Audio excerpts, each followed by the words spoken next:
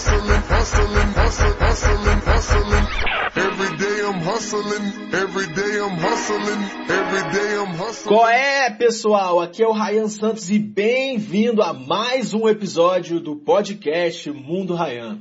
E o perfil dos entrevistados é sempre o mesmo. Gente que literalmente tocou o foda-se para as expectativas da sociedade e se deram bem, justamente por serem diferentes. A ideia do podcast Mundo Ryan é entrar na cabeça dessas pessoas e descobrir por que elas são tão fodas no que fazem. O podcast Mundo Ryan é um oferecimento do YouBook. YouBook é a maior plataforma de audiolivros do Brasil, contando com mais de 1000 títulos, entre livros, podcasts e revistas, como a Veja e a Super Interessante. Tudo isso em formato áudio. Tá ligado quando você tá no trânsito e bate a voz do Brasil? Ou quando você tá esperando no consultório e fica sem nada para fazer? Ou quando você tá fazendo aquela caminhadinha de fim de semana? Ao invés de escutar música, baixa o YouBook e vai escutar um livro. Os caras cobram R$19 de mensalidade, mas a galera que acompanha o podcast Mundo Ryan aqui leva um mês grátis para experimentar a plataforma. Entra lá no try.ubook.com/Ryan Santos. try.ubook.com/Ryan Santos. Ryan é R-A-I-A-M. Aproveita lá que você pode escutar todos os meus 3 livros. De graça, free, 0800. E o convidado de hoje é um cara aqui de Minas Gerais que eu conheci menos de um mês atrás e eu já sou fã. E eu vou te mandar a real. De todos os 10 convidados, entrevistados aqui no podcast Mundo Ryan, esse cara, pra mim, é o mais especial por um simples motivo. Ele é negro que nem eu. É o negão Caio Ferreira. Bem-vindo ao podcast Mundo Ryan. Valeu, Ryan. Prazerão aqui, trocar ideia. Valeu pelo convite. Tamo junto. O Caio, cara, eu não sei nem como descrever você, o que você faz da vida. Você é CEO, você é dono de uma editora. Mas é uma editora diferente, né? Que porra é essa? O que você faz da vida, Caio? Então, assim, eu sou fundador e diretor, né, da E-Editora, que é uma editora que trabalha com infoproduto.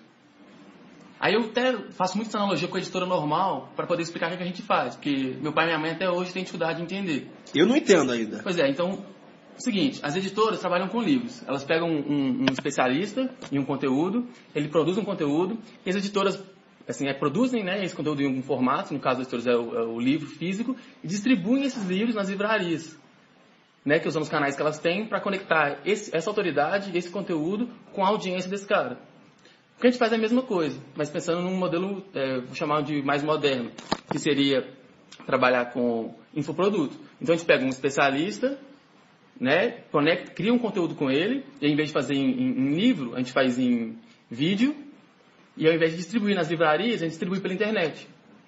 Então é uma analogia com uma editora de livro que distribui o conteúdo nas livrarias. A gente faz conteúdo em vídeo e distribui esse conteúdo pela internet.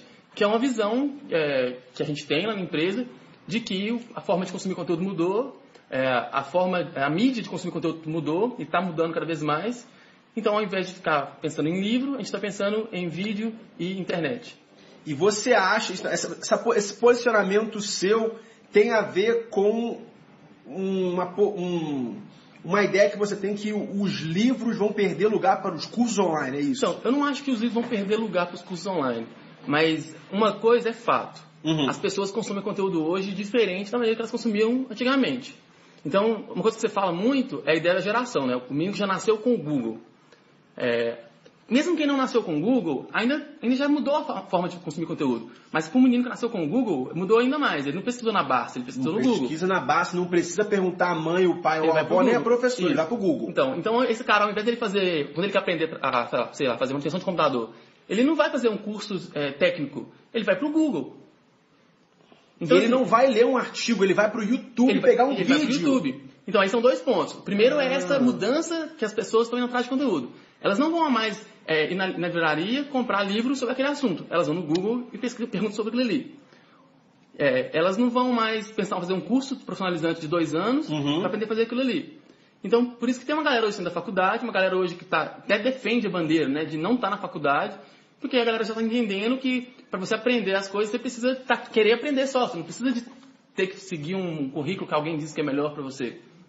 Eu sou um desses caras que eu levanto a bandeira anti-faculdade, apesar de ter estudado na Universidade da Pensilvânia. E a tua história, eu queria até puxar um pouco dessa história, que você fez faculdade e saiu, certo? Então, na verdade é um pouco bagunçado. Vamos voltar lá para trás. Caio Ferreira, com 7 anos de idade, como é que ele era? Já criava site, já estava na internet já. Então, meu pai sempre gostou de tecnologia. É engenheiro, trabalha com o sistema do Guilherme? Funcionário público. Trabalha na DataPrev, que é um órgão que presta serviço de tecnologia de informação para o INSS. E, independente disso, ele sempre gostou de tecnologia. Então, eu cresci num ambiente que tinha computador. Meu pai, acho que quando ele era novo, ele gostava muito mais do que gosta hoje. Certo. Então, meu pai, acho que assim, estava no movimento das primeiras pessoas que consumiram tecnologia no Brasil. Tipo, early adopters, essa teoria. Sim, Meu pai não cresceu numa família rica, sempre foi classe média, mas ele gostava disso e ele gastava o dinheiro que ele tinha quando jovem nisso. É negão ele ou sua mãe? Negão. Tá. E aí, quando eu cresci, quando eu tinha 7 anos, lá em casa já tinha um computador. Então, assim, eu tenho 28 anos de idade, mas eu usei o Windows 3.11, Windows 95, Windows 98... Eu fui acompanhando isso, porque desde criança eu fui gostando disso. Certo. Então, assim, eu acho que eu fiz meu primeiro site, a galera das antigas vai lembrar, do Netscape Composer. Que o Netscape era um navegador que tinha os primórdios, antes do Internet Explorer. Front page? Antes do front page. Esse Netscape ele era um navegador, e aí ele tinha uma suíte de aplicativos. Igual tinha a suíte do Office, então tinha suíte de e-mails, tinha suíte de desenvolver site, que era o Netscape Composer, e tinha o Netscape Navigator, que era o navegador. E eu comecei a fazer site lá, brincando lá, aí eu usei GeoSites, Alta Vista. Essa época, e aí foi... Assim, aí foi me amadurecendo com o tempo também. Com criança fazia site de quê? De Pokémon? Não, eu fazia site tipo de... Só os sites que eu fiz nessa época eram todos sites assim, bem gerais, assim. Tudo que eu gostava eu colocava lá. Então tinha joguinho, tinha desenho, tinha... Tipo assim, não tinha um assunto específico, assim. Eu lembro que o meu primeiro site que eu publiquei chamava Brasil's Homepage. Brasil's Homepage? Tipo assim. E aí tinha de tudo lá. Então, você escrevia? Era mais coisa de coletânea, assim. Que eu navegava na internet, puxava, ia gostando e ia colocando lá. E essa coisa de trazer conteúdos de outras áreas e jogar no liquidificador para você, que tem a ver com o teu gosto. Eu era criança, eu fiz isso porque, sei lá, assim, era o que eu estava fazendo, eu gostava de fazer site, e eu queria colocar coisas que eu achava legal lá no site para alguém ver. Não sei nem se o site teve acesso, tipo assim, tinha até contador lá, mas eu não lembro, devia ter um pouco de acesso. Aqueles contadores que tinha no site antigamente. Lá embaixo, assim, as pessoas visitarem esse site. Mas eu acho que eu gostava muito mais era de fazer mesmo o site. O divertido não era o conteúdo em si, mas a parte de fazer o site, de publicar um negócio. Aí você se graduou desse Netscape, você virou programador igual o Guilherme, não? Então, bem depois eu fui virar programador. Então, sempre gostei de tecnologia, sempre gostei muito de informática e tinha um sonho de querer de fazer ciência da computação, de trabalhar com isso. Fala aí, teu sonho quando naquela época, teu sonho de infância, qual era? Tipo, você queria ser o que quando crescia? Eu queria trabalhar com computação. Assim. Era isso. Era isso. Eu gostava, sempre gostei disso. Meu sonho era ser escritor. Eu até mostrei lá na palestra que eu fiz no marketing. Meu sonho era ser escritor desde os, 10, 11 anos de idade. E hoje, eu sou um cara realizado porque eu vivo o meu sonho. E você vive seu sonho. Teu sonho era trabalhar com computação. Eu não vivo esse sonho. Você trabalha com internet, com computador. Mas é bem diferente assim, o dia a dia de trabalhar com computação em si e trabalhar com o que eu uso o computador como ferramenta. E meu sonho era usar o computador como fim. O computador é um meio para o teu fim de venda. Sim, eu trabalho com marketing, com educação, com outras coisas. Tá, beleza. Vamos lá. Você tinha esse sonho de trabalhar com computação e você começou a programar com quantos anos, então? 14, 15. 14, 15 fazendo HTML, que já... Não, HTML antes, mas eu considero como programar foi quando eu comecei a trabalhar com PHP. Tá. E aí, assim, minha mãe e meu pai sempre falaram muito de eu estudar na Faculdade Federal, e sempre falaram que eu não ia trabalhar até eu passasse na Federal. A família da minha mãe e do meu pai eram classe média baixa, eram mais pobres que a família dos meus pais mesmo. Uhum. E um dos pontos que foi muito importante para os meus pais e meus tios crescerem, entre aspas, na vida, na cadeia social, assim, foi o estudo. Então, a minha avó, a mãe da minha mãe, ela foi camareira de hotel, ela limpou privada, e eu sempre ouvi isso quando eu fui crescendo. E meus tios todos estudaram, porque a minha avó sempre forçou muito que eles estudassem, né? Então, foi um valor muito grande na minha família, o estudo. porque meus tios têm mestrado fora do país. Nossa! Então, assim, e eles conseguiram crescer muito na vida por causa disso. Então, o salto que eles tiveram, socialmente falando, foi muito grande por causa do estudo. Então, assim, esse é um valor muito grande na minha casa. Então, eu sempre cresci com isso, mesmo sendo uma família classe média, assim, nunca faltou nada. E a regra era essa: você não vai trabalhar enquanto você não entrar na faculdade, enquanto você não estiver estudando. Sabe? Porque isso foi um valor que minha avó passou para minha mãe. Interessante que esse foi um valor que meu avô passou para o meu pai. E tinha um pouco da parte de raça, né? Porque naquela época o meu avô botou na cabeça do meu pai que você é negro no Brasil, então tua única saída é estudar pra caraca, estudar muito, muito, muito, muito. Então meu pai realmente colocou isso na cabeça, investiu nessa parte do estudo, e ele passou para a escola militar, que na época da ditadura era um pouco mais top do Brasil, foi para a Academia da Força Aérea, exatamente por esse ponto de família, família pobre, de classe média baixa, nunca faltou nada, mas é aquela coisa, o estudo vai te salvar, era isso na tua família, o estudo salva, era isso, salva. É exatamente isso. Eu acho que provavelmente tem a mesma a ver com a geração que você está falando, seu avô e seu pai teve esse valor, e ele tentou passar para você, para mim foi mais ou menos a mesma coisa. Ok. O estudo te salvou? Não, foi mais para meus pais, assim. E eles cresceram muito com o estudo. E você mudou meio que o paradigma. Tipo, beleza, estudar é importante, mas eu preciso fazer, é isso. Sim, mas foi uma coisa bem... Foi uma coisa bem... Assim, bem aos poucos, né? Tá. Eu queria trabalhar com computação, então fui fazer... formei ensino médio, fui fazer cursinho para passar na Federal. Tá. Federal, que era Você já programava PHP essa época, você fazia... Programava PHP e site, e fui fazer, larguei a vida para estudar pro vestibular. Fiz o primeiro ano de cursinho, não passei na Federal. Não passou? Não, assim, na escola eu sempre tive nota ruim. É mesmo, sempre cara? Nota ruim. Na faculdade depois também, sempre tive nota ruim. Que isso, cara? E aí, eu fiz o primeiro ano, não passei.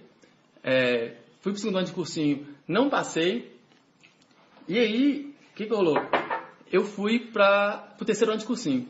Caramba, então você meio que perdeu 2 anos da tua vida. Sim. Eu não considero que eu perdi, não. Você estava trabalhando ao mesmo tempo? Não, estava só estudando. E assim, eu acho que foi muito legal porque eu aprendi a estudar nessa época da minha vida. Eu sempre nota ruim na vida, eu não sabia estudar antes. Aprendi a estudar no cursinho, aprendi a assumir responsabilidade pelas minhas ações, pelo que eu estou fazendo. Então, primeiro ano de cursinho, eu estudei, não fui nem para a segunda etapa do vestibular, que tinha a primeira e segunda etapa na época. Não era igual o Enem, igual é hoje. Uhum. Aí eu fiquei chateadaço, porque eu fui nem para a segunda etapa. A segunda etapa, mesmo que eu não passasse, era pelo menos uma prova que estava aprendendo, que eu tinha mais chance. E eu não fui nem para a segunda etapa. No segundo ano, eu comecei a estudar muito. No primeiro ano de cursinho eu estudei, mas estudei médio. No segundo ano eu estudei pra caramba. Eu mudei de cursinho, aí eu estudava de manhã, acordava às 5h30 da manhã, saía de casa às 6, chegava no cursinho às 7, estudava de 7 a 12h20 um cursinho, depois ia almoçar, aí voltava do almoço, dormia um pouquinho na mesa, na sala de estudos do cursinho, ficava estudando de 2 da tarde até às 8 da noite. Todo dia. Sozinho, independente. Lá no cursinho tem monitoria para tirar dúvidas, essas coisas, recursos do cursinho, né? Fiz uma programação de estudos lá com a psicóloga do cursinho que tinha, ele tinha um serviço dessa assistência. Era um cursinho médio também, né? Era um cursinho muito caro, nem nada. E aí fez todo dia, final de semana eu estudava em casa, ia pro cursinho, fazia simulado, fazia aula extra que tinha, dediquei de verdade. Fui para a segunda etapa, só que eu não passei. Não passou na segunda etapa. E aí, tem uma tia minha, que ela é professora na PUC de Minas Gerais. Uhum. E ela sempre, desde o segundo ano, ela sempre pagou para fazer as provas da PUC, vestibular. E eu sempre passei na PUC, passei na computação. Desde o segundo ano. Mas você não sabia que eu queria federal, porque era aquela coisa lá de casa.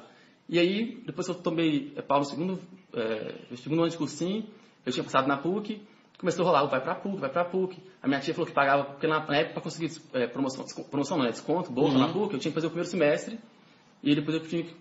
depois se provar, tá, beleza. Aí ela falou que ela pagava o primeiro semestre, eu podia arrumar um trabalho também, era à noite, eu podia pagar e tal. E começou a pesar aquilo lá, sabe, de fazer. E meu pai foi o cara que falou, cara, se você quiser federal de novo, eu pago mais um ano de cursinho pra você. Não precisa de ir pra PUC só com essa ideia de perder ano, sabe? Você vai perder mais um ano.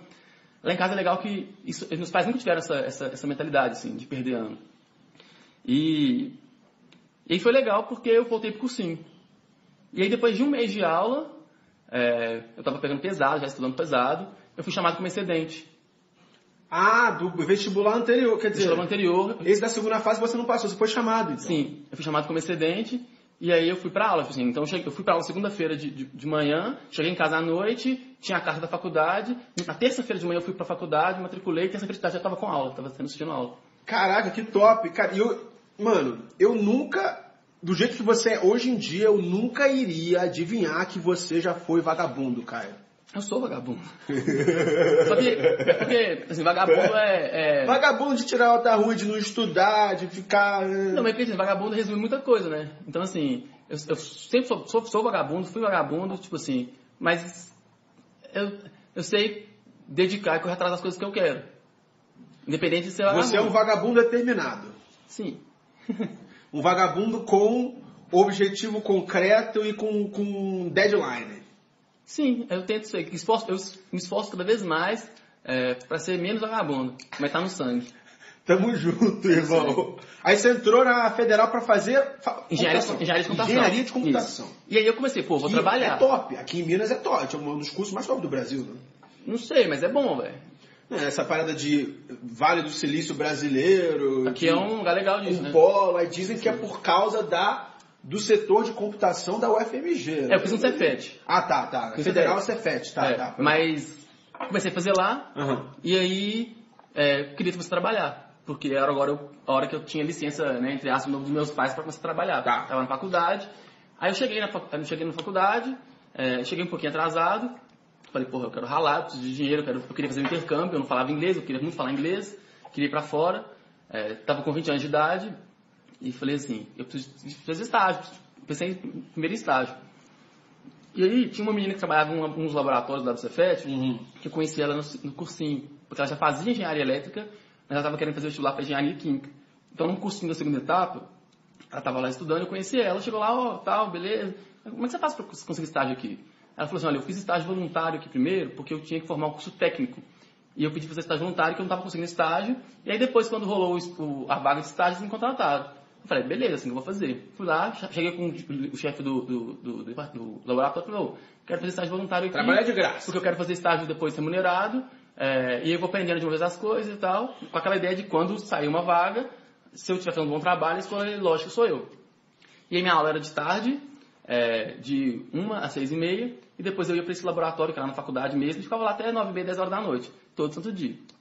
De graça? De graça. E era legal pra caramba, eu trabalhava com coisa que eu gostava, com a parte de computação do laboratório, fui ralando, aprendendo. E aí um outro professor meu, que era líder de um outro laboratório, desse mesmo campus, que era um laboratório principal lá do Cefet, que era onde chegava a internet, a fibra ótica, tinha a parte toda da internet lá do campus todo, ele um dia na sala de aula, ele falou que tinha uma vaga nesse laboratório para estagiário, e ele não estava exigindo que soubesse nada, ninguém soubesse nada, e ele contratar um aluno que tivesse a fim de aprender nessa exposição.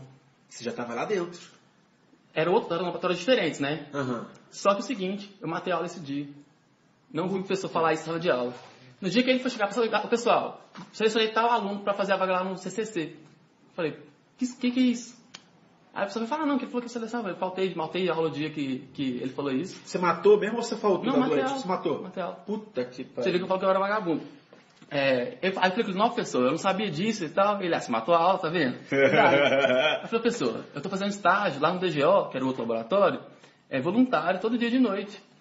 Se seu critério era quem quer aprender mais, eu tô fazendo lá pra aprender. Então você vê que eu acho que nesse critério seu eu ia conseguir. Ele agora já era. Agora já era. Aí eu continuei fazendo estágio lá nesse laboratório de noite. Um outro professor meu, eu já tinha falado com ele que eu queria estágio, estava querendo estágio. Esse outro professor me chamou para fazer um estágio em outro lugar lá do Cefet. Eu comecei a fazer estágio de manhã, estágio remunerado de manhã, num lugar, ia para aula de tarde e fazia estágio voluntário de noite. Nas férias, eu continuei fazendo os estágios. Então de manhã eu fazia estágio remunerado, e ao invés de ficar de noite lá nesse estágio lá, como eu não tinha aula de tarde, estava de férias, eu ia para lá de tarde, ficava lá a tarde inteira, durante as férias. Isso é as primeiras férias acabando o primeiro semestre. Primeiro semestre da faculdade, tá? Entre o primeiro e o segundo. Então eu estava fazendo estágio remunerado num lugar, estava já fazendo estágio voluntário, e esse pessoa meu desse laboratório que eu queria trabalhar, ligou nas férias para esse laboratório que eu estava fazendo estágio voluntário, eu estava lá nas férias, ele falou, Caio, tem uma vaga no laboratório lá que você queria trabalhar, no CCC. Tá afim? Eu falei, tô, é onde eu queria. Aí eu saí desse lugar que eu estava fazendo estágio remunerado de manhã, pedi transferência, que era na mesma instituição, lugar. e parei de fazer estágio voluntário e fiquei só nesse lugar lá. Aí depois eu até mudei de estágio novo, o professor me chamou para ir para outro lugar, eu fiquei lá. E aí nesse tempo eu fazia estágio, eu trabalhava de manhã, tinha aula de 1 às 6h30, eu ganhava R$600 e eu precisava, assim, claro, eu queria fazer um intercâmbio. R$600, mas você morava com os pais, você não tinha custo. R$600 já Eu morava com os pais, Você morava com seus pais, então vinha na tua mão os R$600. Eu pagava uma conta em casa com diários, assim, para ajudar, pagava passagem, pagava alimentação, então, assim, eu me sustentava, meu pai não parava meu dinheiro, mas eu morava em casa, então era bem mais tranquilo. Certinho. E aí eu falei, pô, para eu conseguir fazer esse intercâmbio, eu vou precisar, sei lá, R$10 mil e ganhando R$600 eu tô ferrado, não vou conseguir chegar em dinheiro tão cedo. E aí comecei a pensar em maneiras de conseguir renda extra. Que eu pudesse fazer o estágio, porque eu gostava, primeiro importante para minha carreira. Fazer outra parada. Eu precisava ganhar dinheiro. Tá. E eu tentava várias coisas, não conseguia nada, tinha várias ideias. Eu sempre gostei muito de ler, então eu ia lendo várias coisas. Tentei fazer empresa de fazer site, tentei fazer empresa de outdoor. Só que imagina, 20 anos, nunca trabalhou. Sem capital. Sem capital. Querer fazer uma empresa de outdoor, queria competir com as sei lá, empresas. Entendeu? Então era uma coisa que eu tentei fazer, mas na hora da execução sempre barrava. Tentei fazer empresa de fazer site, que eu sempre fazia um site de freela também, para ganhar uma grana extra. Só que eu tentei fazer um negócio que fosse mais escalável, que na época eu li aquele livro do A Estratégia do Oceano Azul. Sim. Eu li esse livro aí, eu fiz aquele modelinho que ele cria lá de sair do Oceano Vermelho e achar o Oceano Azul, e eu fui pensando e tal. Aí achava um sócio, uns parceiros, mas nada dava certo. E aí tinha um cara na faculdade que ele estava comprando da China e vendendo pelo Mercado Livre. Importação. Ele comprava na época do Extreme. Antes de AliExpress. Na época não tinha AliExpress ainda, né? Comprava era do Extreme, Focal Price, tinha uns sitezinhos lá que ele comprava, aí recebia os negócios em casa e revendia. E aí eu comecei a fazer isso com ele, foi me ajudando, comecei a ganhar uma grana. Revendia no Mercado Livre mesmo. Mercado Livre, principalmente, mas também revendia para conhecido. Tá. Mas o principal foco era no Mercado Livre. E aí, eu li um livro na época, que é o Trabalho 4 Horas por Semana, do Tim Ferriss. Que ele fala muito sobre dropshipping, ele fala muito da ideia de trabalhar pouco e conseguir trabalhar de maneira inteligente, né? Automatizar as coisas, terceirizar as coisas. E eu descobri o conceito de dropshipping. Eu comecei a fazer dropshipping no Mercado Livre. Explica pra galera que não manja o que é o dropshipping. Dropshipping é a ideia de você fazer uma venda, você encaminha esse pedido para o fornecedor e o fornecedor manda o produto direto para o cliente. Você não tem que ter estoque. Você é só um intermediário. Você é só tipo, meio que vendedor, entendeu? Casando oferta e demanda. Sim, então você, por exemplo, as grandes lojas, assim, o e-commerce hoje fazem isso. Isso é a grande vantagem do e-commerce, né? Você não precisa de ter o produto em estoque, você não tem que ter aquela grana toda parada com estoque. eBay, Mercado Livre, Amazon, tudo vem diretamente. Então, esses eBay e Mercado Livre são diferentes, são marketplace. Tá. Mas, por exemplo, a Submarino, eles têm um modelo de marketplace lá agora, que um outro lojista pode anunciar lá, mas se você comprar direto do Submarino, eles não têm necessariamente em estoque. Por isso que às vezes o prazo de entrega é longo. Eles mandam um pedido para a fábrica, para um depósito, alguma coisa, e os caras mandam direto para você. Então, assim, eu achei isso genial. E eu comecei a fazer isso comprando coisa da China. Eu punha no Mercado Livre anúncio do produto, eu não tinha um produto em mãos. No anúncio eu falava, olha, direto da China, falava que ia demorar para chegar, e tudo direitinho. E quando o cara comprava, eu pegava aquela grana, ia no site lá do Extreme, ou então outro site que eu usava, comprava com o endereço do cara de final. Esses sites tinham opção de presente, então eles não colocavam preço, nem nada. Que louco! E mandava direto para do cara. Eu tinha produto a pronto entrega e produto dropshipping. O dropshipping era mais barato, mas demorava até 60 dias para chegar. O pronto entrega era mais caro e chegava... 7 dias. Estava lá em BH, estava aqui em BH comigo, eu mandava pro correio pro cara, chegava em 7 dias. Só que era mais caro. Então é aquele ponto, mas ninguém vai querer comprar uma coisa para chegar em 60 dias. Se você for numa loja, comprar uma blusa, uma camisa, de uma marca que você gosta, e você vai pagar. Você escolheu a blusa, já experimentou, o cara fala assim, olha, vamos pegar a blusa custa R$200. Ele fala assim, se você pagar 70, você receberá em casa daqui a 30 dias. Você aceita? Aceito. Pois é, depende da necessidade. Mas era isso, essa necessidade. Se você tiver uma coisa que você quer agora, para hoje à noite, você não vai aceitar. Mas se for um negócio que você quer só a blusa que você acha bonita, você quer comprar roupa nova, você, aceito. Menos da metade do preço. Então a ideia do dropshipping que rolava com essa demora para chegar era nisso. E os produtos que eu vendia não eram produtos de necessidade de urgência. O que eu mais vendia, assim, foi relógio espião e caneta espiã. O que é? Relógio espião e caneta espiã. O que é isso? Na época eu tava, mó na moda, que é um relógio normal, de pulso, com uma câmerazinha escondida no USB, e você liga no computador e fica filmando tudo. Ou então caneta também com a câmerazinha escondida. Tem até óculos também com a câmerazinha escondida. Eu vendia, assim, o pessoal na internet vendia por R$700. No Mercado Livre a galera vendia por R$300 a pronta entrega. E eu vendia a pronta entrega também, R$300, essa faixa. E eu pagava tipo, $20, $40. E o dólar tava barato naquela Era época. 2 contos.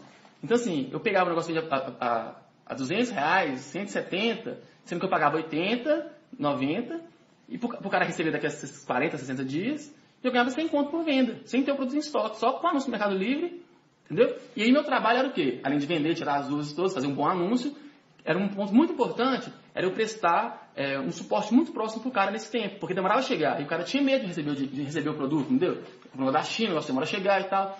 Então eu ficava acompanhando muito bem essa chegada, o produto mandou, o correio mudou o status, ela falava, olha, esse produto mudou o status, pro cara ficar confiante. É a parte mais chata, quer dizer, pra mim é a parte mais chata, esse suporte Pra mim ali, era tranquilo, porque era de boa, eu trabalhava de manhã fazendo estágio, aí eu tinha uma hora para almoço, depois eu ficava de tarde.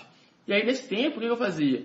No trabalho, eu trabalhava com computação, né? Então eu ficava então online. Você ficava ali, então eu ficava trabalhando, administrando esses e-mails. Na hora do almoço eu ia no correio, eu ia pra faculdade, pra mandar as coisas que eu vendia pronto entrega. Que louco. Então eu pensei, eu ganhava R$600 de estágio, 600. Se eu ganhava mais ou menos R$100 por venda de dropshipping, porque quando era pronto entrega era mais, se eu fizesse 6 vendas... Já matava já horas e horas fazendo o seu estágio. E aí eu comecei a ganhar dinheiro assim. Você casou oferta-demanda, você usou um pouquinho de customer service, você também usou teu conhecimento de internet e botou um pouco de sangue ali. Tudo de maneira bem intuitiva, um moleque de 20 anos com zero experiência com business, eu sempre lia muito e sempre tive muita persistência. Então, assim, eu tentava vários produtos novos, ficava tentando um produto novo para poder conseguir vender. Aí uns eu conseguia mais, outros eu conseguia menos. E aí, quando eu conseguia mais, eu começava a importar para vender a pronta entrega. Pô, isso tá saindo muito, vou importar para vender a pronta entrega que meu lucro é maior. E fui fazendo isso.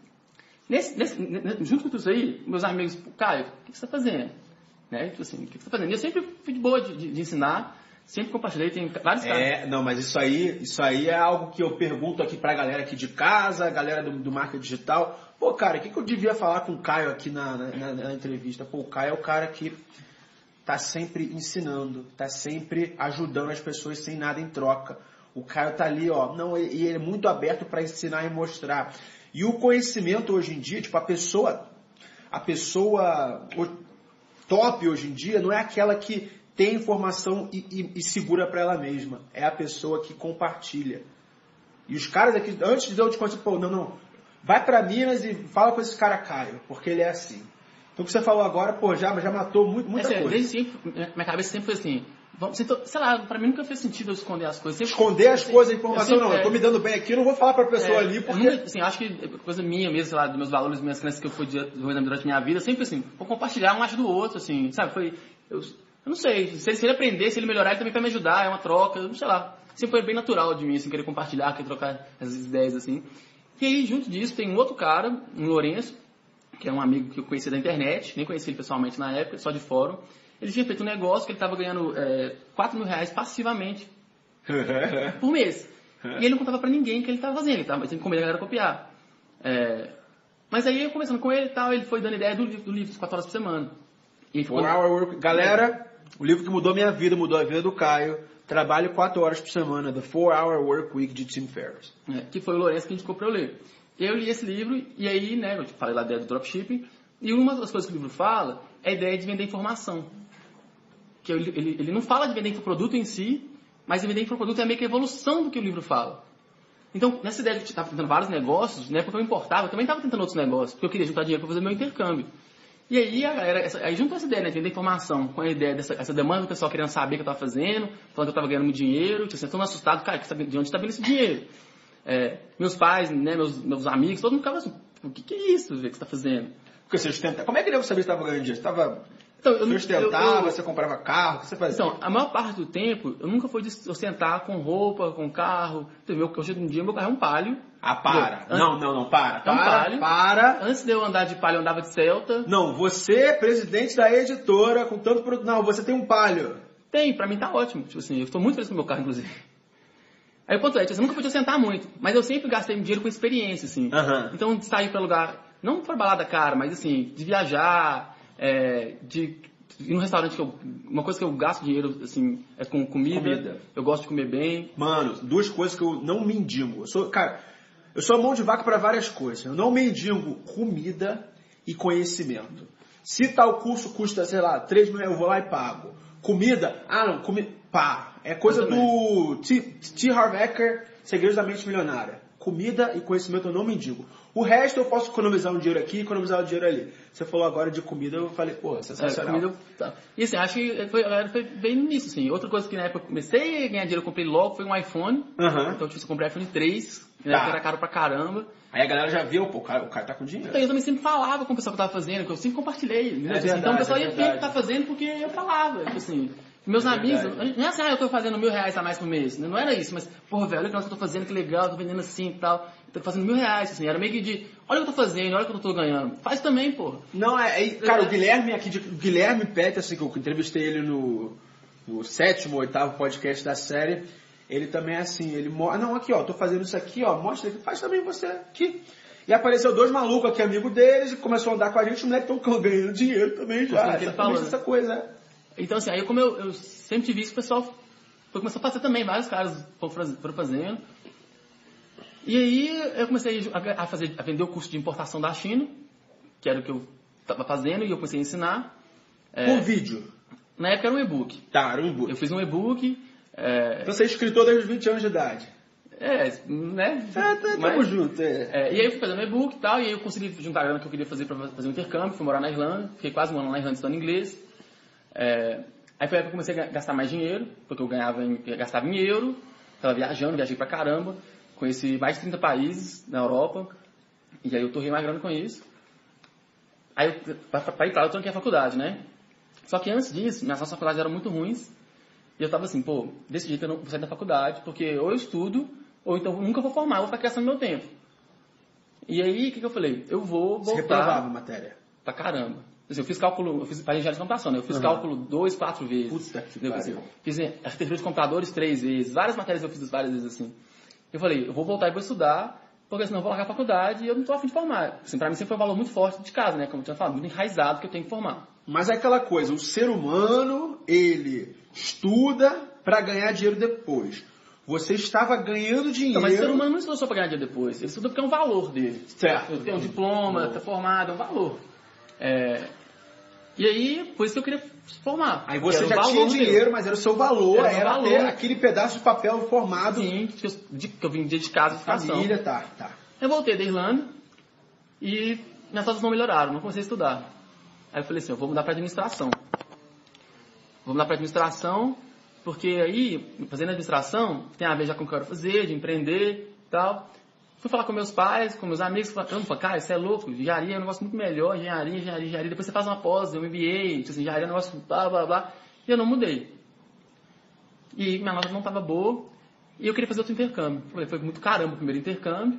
Eu fui para Irlanda aprender inglês, voltei com o inglês tranquilo, mas eu não estava com o inglês igual eu queria. Falei, quero ir para os Estados Unidos. Nessa época eu estava rolando Ciência Sem Fronteiras. Só que Ciência Sem Fronteiras... Tua nota não era boa. Só tava vendo os caras com a nota muito top. E eu entrei assim, com minhas notas, o governo não vai pagar nem passagem para ir para minha casa. De ônibus, entendeu? Eu preciso de pagar a passagem com o meu dinheiro. E eu tenho grana, eu vou pagar a passagem com isso. Eu comecei a olhar os intercâmbios e tal. Só que nesse tempo, começou a aparecer uns caras que não eram notas tão boas assim, indo para Ciência Sem Fronteiras. Começou a rolar muita bolsa, né? Começou a rolar muita oportunidade. E engenharia sempre teve muita oportunidade. Certo. Porque o curso de engenharia tinha muito e tal. Claro. Eu falei, pô... Eu acho que esse cara tem, eu acho que se eu conseguir melhorar minha nota, dá pra eu ir. Eu peguei, olhei lá nos regimentos da faculdade, como é que eu aumentava o meu coeficiente, que era a média que eles olhavam. O CR. E eu olhei lá aquela conta toda, falei, pô, eu preciso de, durante 3 períodos, 1 ano e meio, tirar acima de 90 em tudo. Pô, mas se tirar acima de 90 em engenharia... Então, mas aí eu comecei a estudar, matriculava os professores mais fáceis, entendeu? Eu comecei a estudar, e eu tirei acima de 90 em tudo durante 1 ano e meio, 3 períodos. Caraca! A minha mãe fica até brincando. Se você quisesse estudar, você estava estudando, né? Tá vendo? Tipo assim. Aí eu fui... É aquele vagabundo com determinação. Isso. Com um deadline e um objetivo. Isso. E aí, que eu queria muito fazer intercâmbio. Que intercâmbio é do caramba. Eu achei muito... Não sei se você viveu fora, sabe como é que é a experiência do caramba.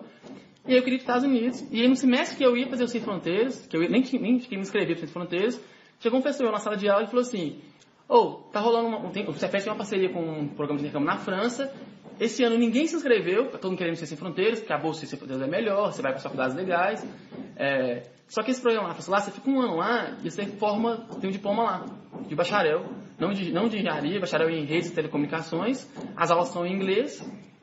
E tem bolsa também na primeira metade do intercâmbio. Na segunda metade você tem que fazer um estágio, que é o estágio que você formar lá, e a ideia é que você sustenta com esse estágio.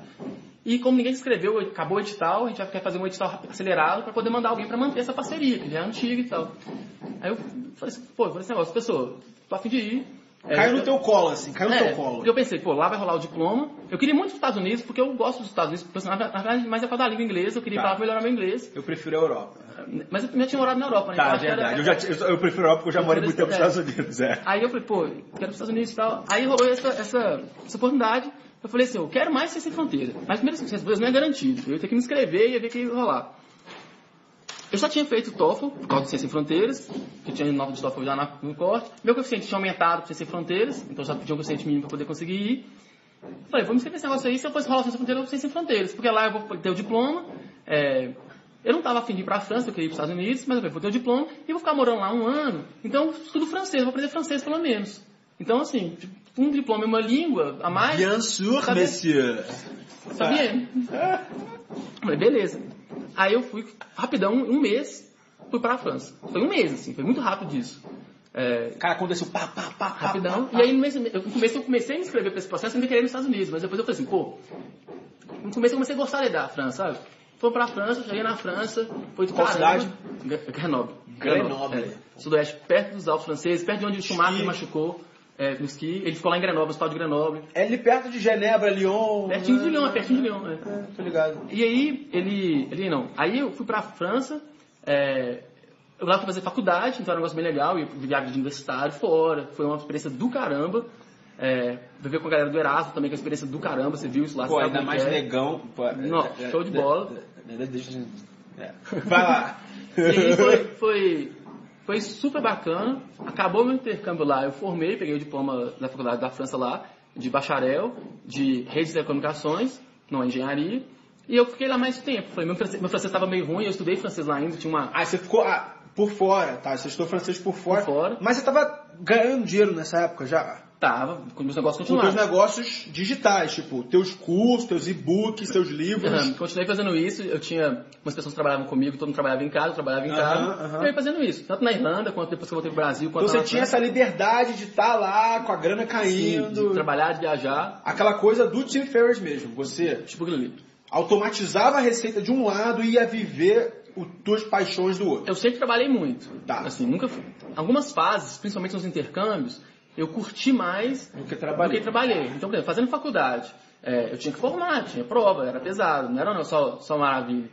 E tinha muita gente nos intercâmbios que ia pra lá e tomava pau e ia embora. O cara já passava a experiência só da viagem, só de curtição. Não, mas isso aí eu vejo que 90% das pessoas que fazem intercâmbio são assim. Era fácil, mas eu queria meu diploma, eu queria formar, tava lá, então eu queria isso. Tá. Assim, uma das grandes ideias que eu fui lá era o diploma, então eu precisava desse diploma. Pra mim, o meu intercâmbio em Barcelona foi diferente porque eu estava usando aquele intercâmbio para aumentar meu CR, meu coeficiente de nota, porque as aulas na Espanha eram mais fáceis que nos Estados Unidos. Você tem notas melhores, né? Então eu fui um dos poucos intercambistas do grupinho ali, do Erasmus, que realmente levava aquela porra a sério. Eu estudava pra caraca, eu queria tirar nota máxima pra trazer aquelas notas pros Estados Unidos, subir minha média pra eu conseguir um emprego legal lá depois. Aí eu fui e no final do intercâmbio, meu francês estava bem meia boca, porque minhas aulas eram em inglês, então os amigos que eu fiquei lá, a maioria... Erasmus é só inglês. Era inglês, então até os franceses que eu conhecia, eles falavam inglês. Então assim, meu francês estava muito ruim, apesar de eu ter estudado, ter feito aula, meu francês estava ruim. Eu fiquei lá mais 3 meses estudando francês, só aula de francês, sem faculdade, então só trabalhando em casa e estudando francês. E depois voltei pro Brasil. Nesse meio tempo que eu estava na França, antes de eu ir para a França, na verdade, eu já estava com a ideia de abrir um escritório, de começar a trabalhar com uma equipe mais presente, que meus funcionários... Você tinha funcionário trabalhando em casa? Eu tinha 2 funcionários, depois 3. Luquinhas, tá? O Lucas foi o terceiro, trabalhava em casa. Então ele fazia suporte por e-mail. E aí eu trabalhava em casa. O Lucas foi uma grande influência para eu começar a abrir o escritório e ajudar. Eu já estava com essa ideia e ele veio com essa ideia também. Um escritório físico, para todo mundo trabalhar naquele mesmo teto e as ideias ficarem presas ali. Isso. E aí eu estava com essa ideia, estava na França, o Lucas foi me ajudando, aí o Arley começou a trabalhar com a gente, o Lucas conheceu ele na faculdade, contratou ele. E aí, nesse tempo eu estava na França, eu vim passar um mês no Brasil, de férias, a gente alugou a sala, comprou móvel. Aquela mesma sala lá que eu fui? Aquela sala lá, E eu caí fora, voltei pra França. E eles ficaram tocando negócio, contratando mais gente, a gente ficou fazendo, enfim, tocando negócio. Fiquei lá na França mais 3 meses, voltei pro Brasil, não voltei pra faculdade, pro Cefet. Então... Você já tava com o diploma debaixo do braço, o diploma francês. Minha mãe não tá satisfeita com isso, não. Ainda não. Mesmo com 28 anos, com a vida ganha, milionária, sei lá. Não, assim, ela não tá satisfeita com isso porque aquele valor de... E um dia você vai terminar essa porra. Ela fala isso, eu não vou. Não, você, não vai não. Faculdade? É. Não, já era. Agora já era. Agora já era. Passou mesmo, assim, eu não tenho... Já perdeu o tesão. A mesma vontade que eu tive de largar quando eu pensei em fazer administração, foi a que eu larguei. Só que é uma escolha muito difícil fazer isso. Pra mim foi muito difícil. Então eu demorei alguns anos pra conseguir fazer isso de verdade. Entendi. Entendeu? E quando eu voltei da França, eu já tava... Assim, quando eu decidi ficar mais 3 meses, eu já decidi largar a faculdade. E aí depois eu nunca mais voltei na faculdade. Caramba, mano. E aí desde então eu tô tocando lá na empresa, a gente fez um time, a gente contratou uma galera legal pra caramba. E aí o trabalho agora não é mais tipo empreendedor individual que trabalha sozinho em casa. É um time. E é um time legal, que tem uma missão, tem uns valores, né? Tem uma cultura diferente. Agora eu quero, agora a parte que eu tava querendo chegar é o seguinte. Eu passei um dia na empresa do Caio há umas 2 ou 3 semanas atrás. E eu fiquei de cara com os processos que ele desenvolveu, com meta, com... Cara, um profissionalismo do caralho que eu nunca tinha visto em empresa pequena assim. Primeira coisa, você falou falou no Luquinhas e falou no Warley. Eu conheço os dois pessoalmente. E os dois são monstros. Tipo, monstros de conhecimento, monstros de execução. Como é que você consegue encontrar gente assim? Ou como é que você prepara? Como é que você transforma essa galera em monstro, Caio? Então, eu tô aprendendo muito isso, porque, como eu contei até agora, o meu background sempre foi trabalhar em casa com poucas pessoas. Certo. Trabalho em casa também. Antes disso, eu fiz um estágio numa universidade federal, pública, então somos funcionários públicos. Então, em termos de cultura, de conhecimento, é um negócio muito específico. Tanto por estar no meio acadêmico, quanto por estar no negócio funcionário, assim, numa empresa pública. Então, por exemplo, os líderes do laboratório, meus chefes eram professores, eles eram acadêmicos. Entendeu? Então, assim, isso, eu não tive uma experiência muito grande de mercado de trabalho. Muito grande, assim, para falar pra mim foi quase nenhuma. E aí, quando eu comecei a trabalhar como funcionário, né, em casa, o que meus funcionários eram mais ou menos, eram mais braço. Era para eu conseguir executar mais operacional. Então, assim, eles não tinham ideia de tomar decisão, autonomia, independência, de ir lá e meter a mão lá e fazer. Eu, como líder, não tinha maturidade de fazer uma gerência desse tipo. Porque você não tinha esse background. Eu não tinha background, nem de estudo e nem de liderança. Nem de liderança, nem de experiência de trabalho, de nada. Eu não tinha um líder exemplo desse tipo de situação. Eu não tinha feito uma escola de administração. Não, exatamente. Então eu não tinha nenhuma visão, nem saber como é que isso funcionava. Então quando chegou no escritório, e estava lá 7 pessoas trabalhando juntas, era um negócio muito novo, era fora da caixa totalmente, era fora da zona de conforto, tipo assim, muito. E uma coisa que eu sempre fiz, assim, muito natural e sem medo, foi sair da zona de conforto. Tá. Isso é uma coisa que eu sempre fui fazendo. Assim. Não é de propósito, sempre fui assim, sempre fui fazendo. Nunca tive medo de errar, nunca pensei demais, se eu fizer errado vai dar assim, assado. Que tem um lado bom e um lado ruim também, né? Mas é uma característica minha.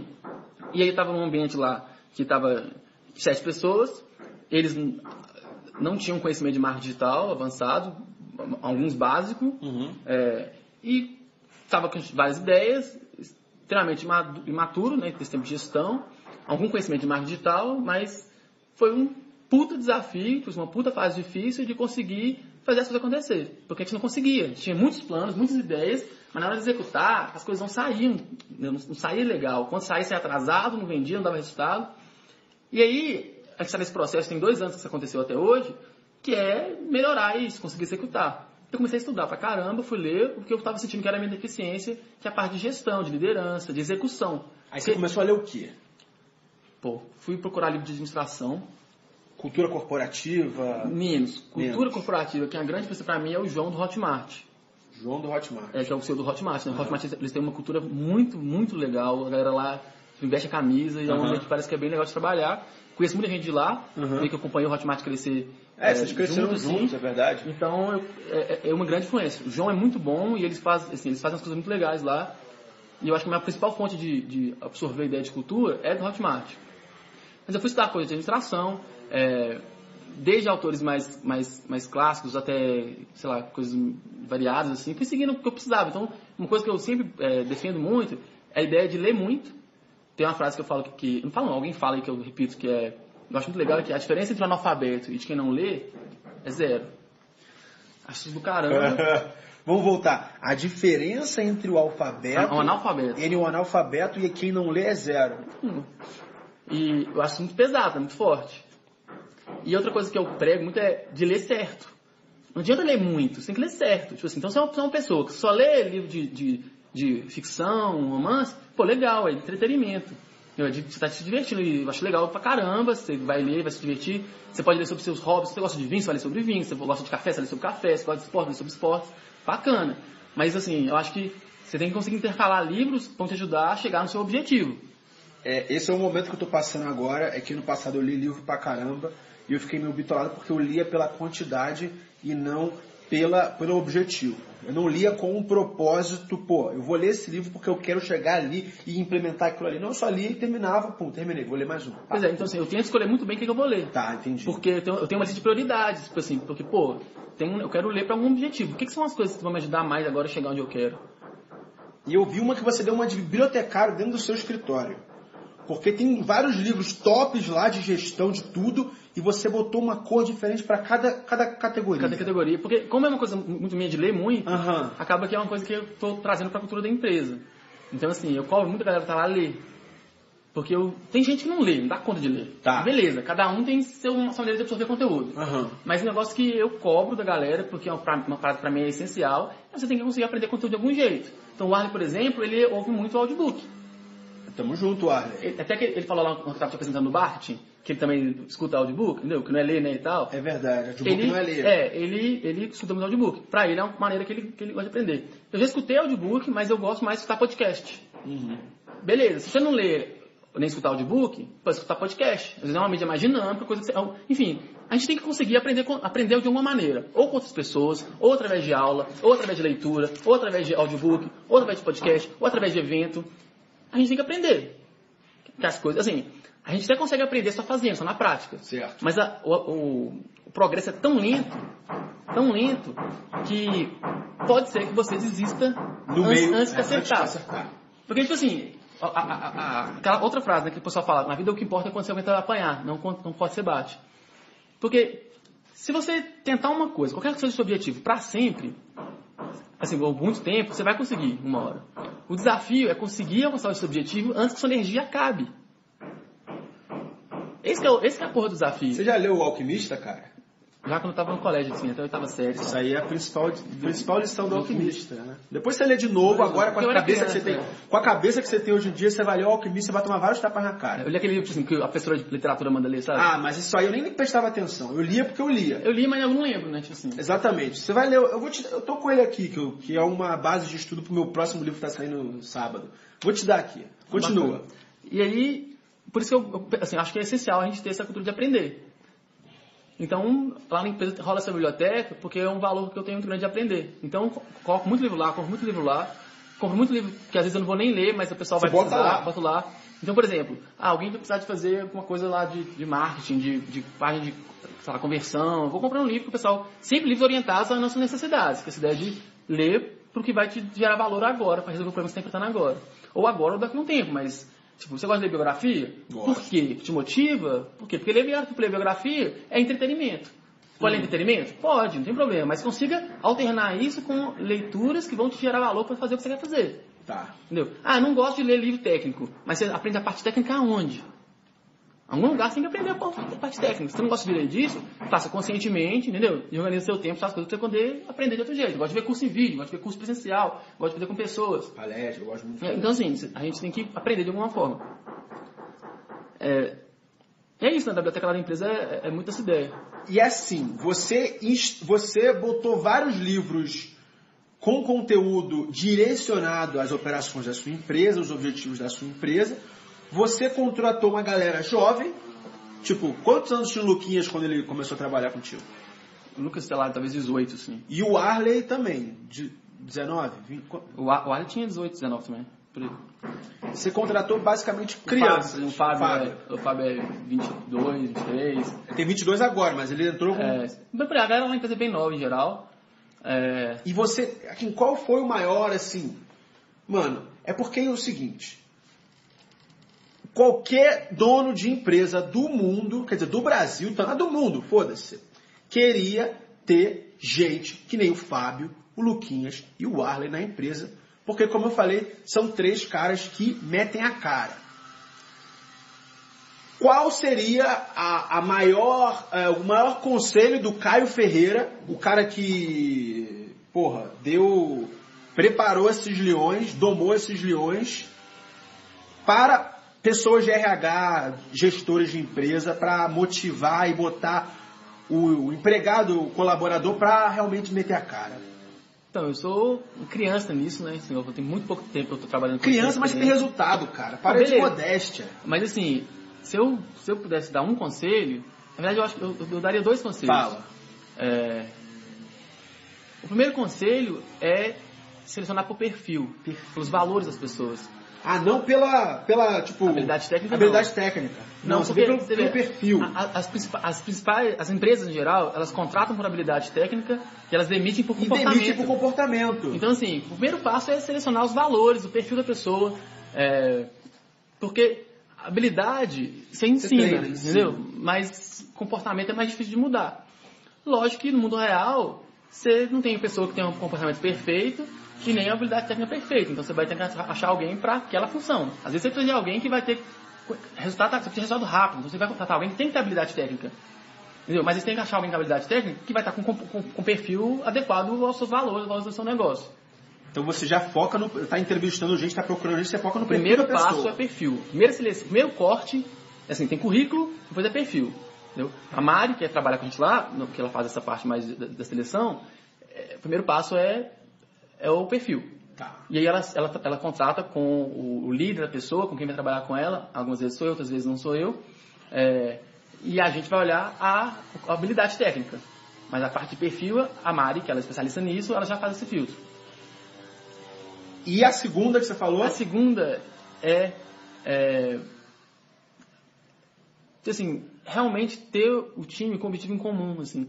A empresa, na minha visão, e eu não sei como é que vai ser isso a longo prazo, então é um conselho de uma coisa que eu acredito, mas ainda não sei a longo prazo como é que vai ser isso. Tipo, a editora não é uma empresa minha, é uma empresa que todo mundo está lá, é uma organização de pessoas. Quando a gente fala uma empresa, é uma organização, né? Uhum. É um grupo de pessoas organizadas para alcançar um objetivo. Certo. Se o objetivo de todo mundo lá é dar dinheiro pro Caio, para eu comprar uma cobertura no Anchieta, que é onde vocês moram, né? Comprar uma Ferrari, o Arlen, o Fábio, o Matheus, eles não vão virar à noite trabalhando igual eles fazem, entendeu? Eles viram à noite mesmo, né? Viram, eles compram ideia. Então, assim, eles não vão virar à noite trabalhando porque eu vou matar de trabalhar para poder comprar um carro pro Caio.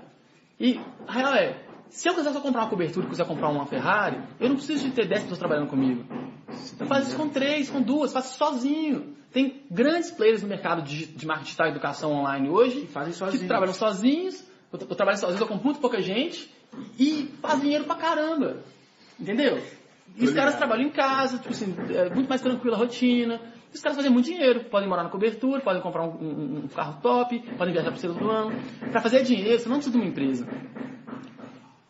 A partir do momento que eu decidi trabalhar com a empresa, ter um time de pessoas inteligentes trabalhando comigo, porque meu objetivo é fazer coisas maiores, é realizar coisas maiores. E para realizar mais coisas, eu preciso de mais gente pensando, mais gente decidindo, mais gente que compra a ideia. Então, teu negócio não é apenas enriquecer em cima disso. Porque se fosse para enriquecer, você teria metade do teu time, metade de gente ali trabalhando. 20, 30%, meu. 20, 30% do seu time. Se fosse só para enriquecer... Hoje nós somos 10 pessoas. Eu seria eu mais um ou eu mais 2. Eu acho que eu mais um dá pra fazer. Já mataria. Eu mais um e umas pessoas terceirizadas, um serviço terceirizado pra agências, tal, já dá pra fazer. E, tipo, minha visão é, tipo, completamente oposta à sua, aquela coisa. Quanto menos gente, menos dor de cabeça, maior a tua margem de lucro. Quer dizer, até esse momento... O objetivo é mais de dinheiro. Dinheiro e tranquilidade. Trabalhar em casa, tá ligado? E você faz isso porque as ideias fluem mais, você tá tocando a vida de 10 pessoas ali contigo? Dentro da empresa? Pra que ter tanta gente? Fora essa parada das ideias. Assim, a quantidade de pessoas que a gente tem lá hoje é baseado no que a gente está fazendo, no que a gente quer fazer. Tua visão, onde você quer chegar? Então, mas assim, eu quero chegar na ideia de uma editora, né? Então, a nossa missão é causar transformação individual, pessoal, causar transformação pessoal, conectando o indivíduo ao conhecimento. Muito parecido com a minha missão de vida, tamo junto. Que também, isso tem a ver com a minha missão, Caio. Qual é a sua missão do Caio? Então, eu acho que tem várias missões, mas você lembra que eu falei que eu sempre compartilhei? Sempre gostei de ajudar? Então, a organização é uma maneira de fazer isso em uma escala maior, um âmbito maior. Putz, pega o exemplo dos Segredos do Enem. Segredos do Enem. Fala pra galera o que é os Segredos do Enem. Então, Segredos do Enem é um curso que tem um especialista, né, que é alguém que teve um caso que passou no Enem, com uma história bem legal. E esse cara, ele ensina para as pessoas o que ele fez, o que tem diferença para ele em termos de estudo, o que ele fez ele passar no Enem. Depois que ele já tinha tomado algumas reprovações. Ele não ensina matemática, português? Não. São técnicas de estudo? De motivação, de foco, de estudo, de anotação, de organização. São várias coisas. Então a ideia é causar transformação pessoal. Um moleque de 18, 17 anos, que está tomando pau no Enem, quer fazer medicina, aprender algumas coisas que ele não aprende na escola, algumas coisas que talvez ele não aprende na escola porque quem lidera a escola, quem gerencia a escola, quem dá aula para ele são pessoas de gerações diferentes, eles não entendem como é que a cabeça dele funciona. Algumas coisas que ele vai usar mais na internet, vai usar mais tecnologia, vai conseguir se desenvolver um pouquinho, ter mais uma maturidade emocional. E como é que isso pode fazer diferença na vida dele, para ele passar no Enem, para ele ficar mais confiante, para ele estudar na faculdade depois. Enfim, mostrar para ele que ele é capaz, sabe? E o impacto? O impacto para ele? Cara, o impacto... passar no Enem. Não, mas assim, o impacto pra mim. Livro Hackeando Tudo. Eu ganho grana com ele. Mas a parada que mais me faz feliz é receber e-mail, receber inbox de leitor agradecendo, dizendo que mudou de vida. A gente tem mais de 70 vídeos, depoimentos lá na página do Facebook do Segredos do Enem, de pessoas que mandando vídeo falando como é que o Segredos do Enem impactou a vida deles para eles passarem no vestibular. Essa é a principal métrica. Sucesso. Isso é a missão da empresa, transformar as pessoas ligando conhecimento ao indivíduo. Então, assim, para a empresa fazer isso, quer dizer, para eu fazer isso numa escala maior, eu tenho organização. E tem pessoas lá que estão conectadas com esse objetivo. E elas sabem que o lucro da empresa não vai ser para o Caio pegar aquele dinheiro. Aquele dinheiro não é meu, aquele dinheiro é da empresa. Tanto legalmente falando, porque tem pessoa jurídica e pessoa física, quanto da forma na prática, as coisas que são. Porque eu poderia sacar lá a grana como dividendo de sócios, entendeu? E eu acho que você ser um cara tão simples, o cara que dirige o Palio, acho que isso já transmite uma mensagem para os teus empregados. Para tua galera. Sim, o apartamento que eu moro é do tamanho dessa sala, mas é um apartamento legal. Curto pra caramba, tem um quarto, uma sala, uma varandinha, cozinha e banheiro. Curto demais morar lá. Meu carro é um carro simples. Mas por que tão simples? Porque é o que eu preciso. Com tão pouco. Mas eu não vivo com tão pouco na minha cabeça, entendeu? Eu poderia viver com mais. Sim. Mas eu vivo bem, pô. Você vive Assim, bem, eu viajo pra caramba, eu faço as coisas que eu quero. E meu prolabore, meu salário lá na empresa, não é o meu salário da empresa. Não? Você não é o cara que ganha mais? Não. Inclusive tem mais de uma pessoa que ganha mais que eu na empresa. Entendeu? Por quê? Porque é o que precisa ser. Para ter algumas pessoas lá, eu preciso de pagar um pouco mais. Para reter aquele talento ali. Para esses caras estarem lá. E esses caras, a maioria das pessoas lá na empresa não estão lá por dinheiro. Se eles estivessem trabalhando sozinho, como afiliado. Não, N maneiras, trabalhando sozinho, eu falei, para trabalhar sozinho, você precisa fazer muito mais dinheiro trabalhando sozinho. Talvez em outras empresas estariam fazendo muito mais dinheiro. Eles estão lá porque eles crescem com pessoas lá, eles estão se desenvolvendo, eles estão perto de pessoas que eles admiram, eles têm um propósito forte. Que são 3 coisas que eu acho que tem muito a ver com automotivação, que é propósito, progresso e admiração. Então você tem um porquê forte, você sentir que você tem progresso lá, e você está perto de pessoas que você gosta. Tem uma frase Propósito, progresso, de onde você tirou isso, cara? Ou isso foi com o JP. Propósito, progresso e admiração. Tem uma frase do Marcel Telles, lá da América, que ele fala que ele não sabe motivar ninguém, ele gosta de pessoas automotiváveis. Se ele vai mandar o cara pro Alasca, como é que ele vai motivar o cara? Pô? Se o cara não encontrar motivação sozinho para ir fazer um negócio lá no Alasca, ele tem que fazer mágica, não.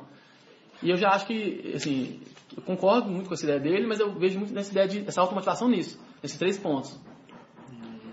Então, assim, a gente tem uma missão, um propósito, que a gente está descobrindo lá na empresa. Isso ainda não é uma coisa definida, porque a empresa é 2 anos, pô, é nova, a gente está construindo isso agora, a galera cobra isso de mim, eu também tentei formalizar isso melhor. Então, a gente está fazendo isso agora, assim, é um going, eu não sei como é que vai ser isso, eu falei antes, né? Mas tá legal, tá gostoso. 1% melhor todo dia. Melhoria contínua, Kaizen japonês. Tá rolando. E tá gostoso desse tempo, esse processo, sacou? E as pessoas lá na empresa estão comprando a briga. Comprando briga, automotivado. Marley, Matheus, nego automotivado. Eu acho que se elas conseguem ver essas três coisas... As 3 coisas, de novo, propósito, progresso e admiração. Assim, elas têm um porquê legal, e aí, lógico, tem o porquê do time, que seria a missão da empresa, mas também tem os porquês individuais. Ele está ali porque ele aprende, ele está ali porque ele está, enfim, aí o cara tá mais tranquilo, ele chega em casa, a esposa dele é melhor. Sacou? O porquê dele estar ali não é só dinheiro, né? Não é só o porquê da empresa. É a obra. Cada um tem um porquê ali. Então, muita gente está ali na empresa para aprender. Eu sei disso. Muita gente está ali na empresa porque a missão da empresa é o que fala forte. Muita gente está na empresa porque sabe da visão que a gente quer construir e está a fim de fazer parte disso. E eles sabem que no dia que a empresa crescer e estiver contratando mais gente, os caras que estiverem lá e estiverem prontos, forem bons, vão virar líderes. Entendeu? E depois, quando contratar, sei lá, nível de liderança, né? Tem tipo, um nível 1, depois tem um líder desse líder, depois tem um líder desse líder. Quando a gente for escalando mais as lideranças, esses caras vão subindo de nível, eles vão ter que amadurecer, vão ter que enfrentar desafios novos, dificuldades novas para conseguir fazer isso. Tem que desenvolver habilidades novas. E esse crescimento pessoal motiva a galera lá. Muitos caras não ganham bem hoje, a galera lá na empresa, tipo, infelizmente, ainda não ganha bem. Mas eles sabem que assim que tiver jeito, a gente vai ter o salário melhor, eles vão conseguir bônus, liderança. Bônus? A gente está tentando fazer isso, mas está difícil. Assim. A gente fez algumas vezes, aí a gente mudou, fez de novo, mudou. Agora a gente é um processo de evolução mesmo. E eu estava conversando com o Arley ontem mesmo, e ele falou que ele está liderando um projeto e você está, tipo, debaixo dele, tipo... Ele é teu líder. Você botou um moleque de 20 anos para liderar uma parada lá. É porque eu tenho 2 papéis lá, né? Eu tenho o papel de CEO da empresa e tenho o papel de especialista do curso de importação, que é o que eu criei lá no ano passado. Sim. Então, no curso de importação, ele é o líder. E aí, como especialista, eu sou especialista do curso que ele é o líder. Então você ouve conselho de um cara 8 anos mais novo que você, basicamente. Você é liderado por um cara... porque... desse ponto da cultura, né, tem algumas coisas que são importantes, ao meu ver. Eu ainda também não consigo fazer isso muito bem lá na empresa, estou tentando, está melhorando, está amadurecendo, mas ainda é dificuldade. Que é ter uma cultura de execução. O que é a cultura de execução? É a cultura, um exemplo bom é o exemplo da Ambev. Os caras têm uma cultura de execução, porque os líderes, por que os maioria dos CEOs são demitidos? Porque eles não conseguem executar o que eles prometem. Porque eles vêm com planos, metas, sonhos, a empresa vai fazer assim, vai fazer assado, mas na hora de fazer aquilo ser realidade, eles não conseguem. A empresa não consegue executar o que planeja. Esse eu acho que é o maior problema das empresas, porque das pessoas, não das empresas, das pessoas mesmo executar. Porque toda empresa planeja crescer. Então o problema é executar aquilo ali. E para ter uma cultura de execução, tanto quanto uma cultura de dono, que é o que a galera veste a camisa, o cara precisa de ter responsabilidade sobre aquilo que ele está fazendo. Lá na empresa a gente já tentou de alguns outros jeitos e eu achei muito ruim, porque, por exemplo, tem uma meta. Aí se bater a meta, todo mundo vai ganhar um bônus. Só que todo mundo faz a estratégia que eu defini. Se der errado, a culpa foi minha, eu que defini a estratégia, eu que falei o que tinha que ser feito. Então se o cara vai ganhar bônus ou não vai ganhar bônus, tipo, não é um negócio justo, não é meritocracia. Ele não tem responsabilidade do que ele está fazendo. Então agora a gente está num modelo um pouco diferente, que eu estou gostando mais, que é, você tem uma meta, então vamos supor que a meta do Arley lá é vender 1 milhão no mês. R$1 milhão? Só um exemplo, aleatório. 1 milhão de mês. Eu não falo para ele o que ele tem que fazer para vender esse 1 milhão. Ele se vira para procurar. Ele tem que conseguir. Eu tô líder para ajudar ele. Eu tô lá para disponível. A gente tem várias reuniões durante a semana, a gente trabalha junto, do lado do outro lá, então a gente conversa o tempo inteiro. Mas eu não falo o que ele tem que fazer. Ele decide e ele é responsável pelo resultado dele. Então, nesse ponto, como eu sou especialista, ele fala, cara, eu quero que você faça um canal pro YouTube, porque eu acho que isso vai ser importante para bater a meta de 1 milhão. Eu vou fazer.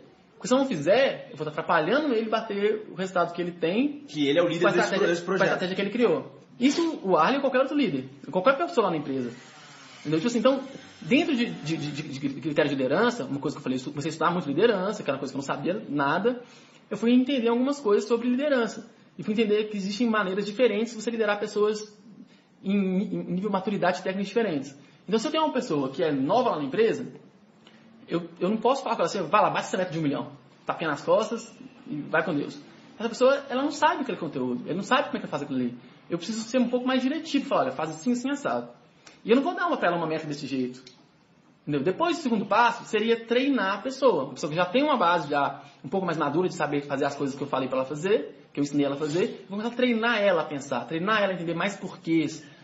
Sabe? Para ela começar a conseguir ter um pouco mais de independência. O terceiro passo, quando a pessoa está mais madura, é eu começar a oferecer apoio para ela. Eu não estou treinando mais ela, porque ela já está bem entendendo o que está acontecendo nas coisas. Eu vou dar apoio. Eu vou ensinar ela como é que eu vou dar os recursos que ela precisa. Eu vou tirar mais dúvidas do que ela está fazendo. E aí o quarto passo, que seria o nível, na minha visão, mais avançado de termos de habilidade, a pessoa que tem um conhecimento avançado, eu vou delegar. E não é delargar. E não é delargar. Delargar versus delegar. Isso, eu vou delegar. Delegar, eu vou falar o que ela tem que fazer, não em termos de tarefas, mas sim de resultados que eu espero dela, quais as expectativas, né? Até, assim, eu posso orientar ela como é que eu espero que ela execute aquilo ali, se eu tiver alguma coisa que é importante eu alinhar com ela, e aí depois eu vou ajudar ela. Meio que como um coach. Fala, pô, o que tá rolando? É assim melhor? E você pensou nessa ideia? Vou dar insumo para ela, ter uma visão de fora, mas ela toca o projeto e ela é responsável. Então, já rolou isso com a Arlen várias vezes lá na empresa. Se ele falar que ele quer uma coisa e eu não sou a favor, não concordo, mas ele é responsável. Então, se ele quiser tocar, ele pode tocar, vai lá. E várias vezes ele fez coisas que deram certo, várias vezes as coisas deram errado. Mas você deixa dar liberdade e independência para esse moleque de 20 anos pra... Sim, porque aí, na hora que dá errado, a gente vai analisar, eu também não brigo, falo, olha, eu te falei isso, você não ouviu, por que você não ouviu? Ah, vamos conversar sobre isso, vamos tentar entender. Por que você assistiu nisso aqui? Ah, porque eu achava assim, por que não foi? A gente vai analisar para tentar entender aquilo ali.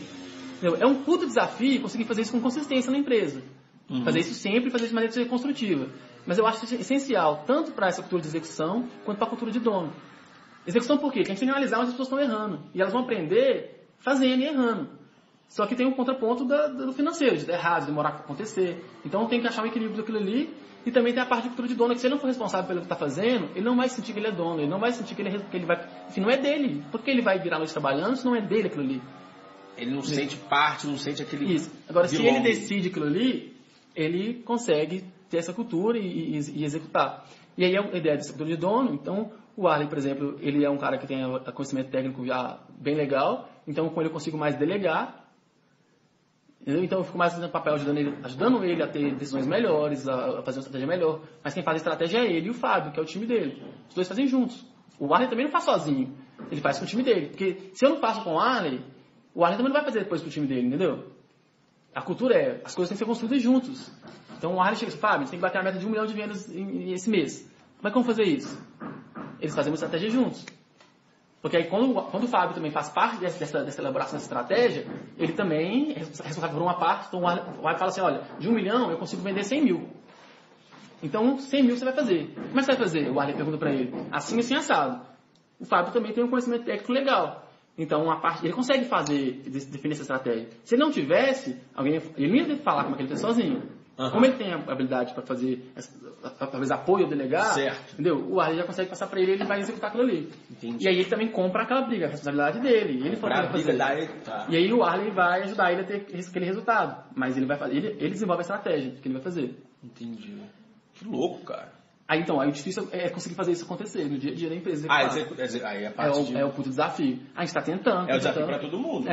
E aí o ponto. Agora eles vão estar tendo essa remuneração variável. Mas aí eu quero conseguir atrelar isso depois com esse processo. Tipo, stock options, bônus... Não stock options, mas bateu meta, tem uma porcentagem do que a gente lucrou, uma coisa assim. Stock options acho que é muito complicado ainda pra gente é uma empresa muito pequena. Tô ligado. Então seria um negócio muito assim, de cada 3 meses, cada 6 meses, as metas foram batidas, todo mundo vai ter uma remuneração. Eu não sei, eu já tentei várias coisas, mas nada deu certo ainda, então tô pensando nisso ainda. Seguinte, Caio. Voltando ao primeiro ponto dessa entrevista, o fato de eu apreciar muito, de ser seu fã, primeiro passo que você é negro que nem eu. E as pessoas negras do Brasil que eu mais me espelho, bota aí, Kleber Lucas, Juiz Joaquim Barbosa, o Seu Jorge e o próprio Caio Ferreira, tem uma característica em comum que eu bato na tecla o tempo todo no meu blog, nos meus livros, é o fato de não ser um preto vítima. Como é que você, tipo, vem de família isso, você não ser eu sou vítima da sociedade, eu sou subalterno, o mundo foi ruim comigo. Como é que você lida com isso, cara? Ou você não se vê como negro? Eu acho que eu nunca liguei, assim, sabe? Nunca ligou? Nunca pensei muito nisso, eu sempre me vi como negro, sim. Mas eu nunca achei que isso fosse pior, ou fosse diferente, ou fosse nada, assim. Acho que depois de mais velho que eu comecei a ver mais preconceito acontecendo. Depois de mais velho? Assim, então, na Europa, talvez? Não? Pouco, porque eu não vejo isso, assim, é um filtro, tipo assim, eu não tô nem aí, e se rola ou não rola, azar, eu nem vejo, assim. Que eu acho que é muito, assim, se for falar disso de um jeito mais profundo, eu acho que a ideia de crença, valor de cada um. Valor pessoal isso, mesmo. Então, assim, se você cresce num lugar que você sente esse preconceito, aí você vai desenvolvendo suas crenças, seus valores que são um problema, que são uma coisa que te faz de vítima. E também, assim, esse negócio é complexo, assim, porque, por exemplo, uma coisa que você fala muito, né, assim, você via o jacaré lá. Jacaré do Tchan. Que você via ele num preto foda, e você falou, pô, eu vou ter esse cara. Então, assim, um cara que nasce na favela, ele vai no médico, ele nunca viu um médico branco. Esse cara que na hora que ele vê um engenheiro, ele nunca viu um médico negro. Ele vê o engenheiro, nunca viu um engenheiro preto. Entendeu? Ele trabalha na obra lá no pedreiro, aí na obra lá os pedreiros são todos pretos e os engenheiros são todos brancos. Esse cara, ele sei lá, sem ele precisar de pensar... Já cria aquela crença do subconsciente. Aquela crença dos valores dele. Tipo assim, pô, tem muita gente que discorda disso, mas é uma coisa que eu acredito muito. Geralmente quem discorda disso são pessoas que estão do outro lado. Então o cara vai, ele tem que trabalhar, ele tem que ralar, ele tem que correr atrás. Sim, mas quando você... Por que o cara não rala? Então, beleza, vamos voltar. Por que o cara que é pedreiro, que nasceu num lugar carente, é preto, por que ele não tenta ser médico? Porque se fosse fácil assim, não, tem que ralar, ele tem que correr atrás. Ele tem que ralar, se ralar consegue. Porque ele não teve referência. Então, mas por quê? Assim, por quê? Por que ele não teve, sabe? Aí volta com a psicoterapia. Por que quando você fala, não, preto não pode ter cota, preto não pode ter isso, porque o cara tem que correr atrás. Mas, por que ele não corre? Todo mundo vagabundo? Não é possível que todo mundo vagabundo, entendeu? Por que esse cara não corre? Por que tem algumas raras exceções de pretos que tem preto que nasceu rico, mas o preto que nasceu pobre, por que esse cara, o outro correu e conseguiu? O que foi a diferença na vida deles? Sabe assim, tem gente que fala, não, é o ser humano, é a essência de cada um, nasceu com isso. Por causa de crenças mesmo, de pré-programação mental. Então, aí é uma parada que rola assim, como não é uma ciência exata, né? Então não tem uma regra. Mas tem gente que fala que não, o cara nasce pela personalidade, nasce com isso. Entendeu? Eu não acredito nisso.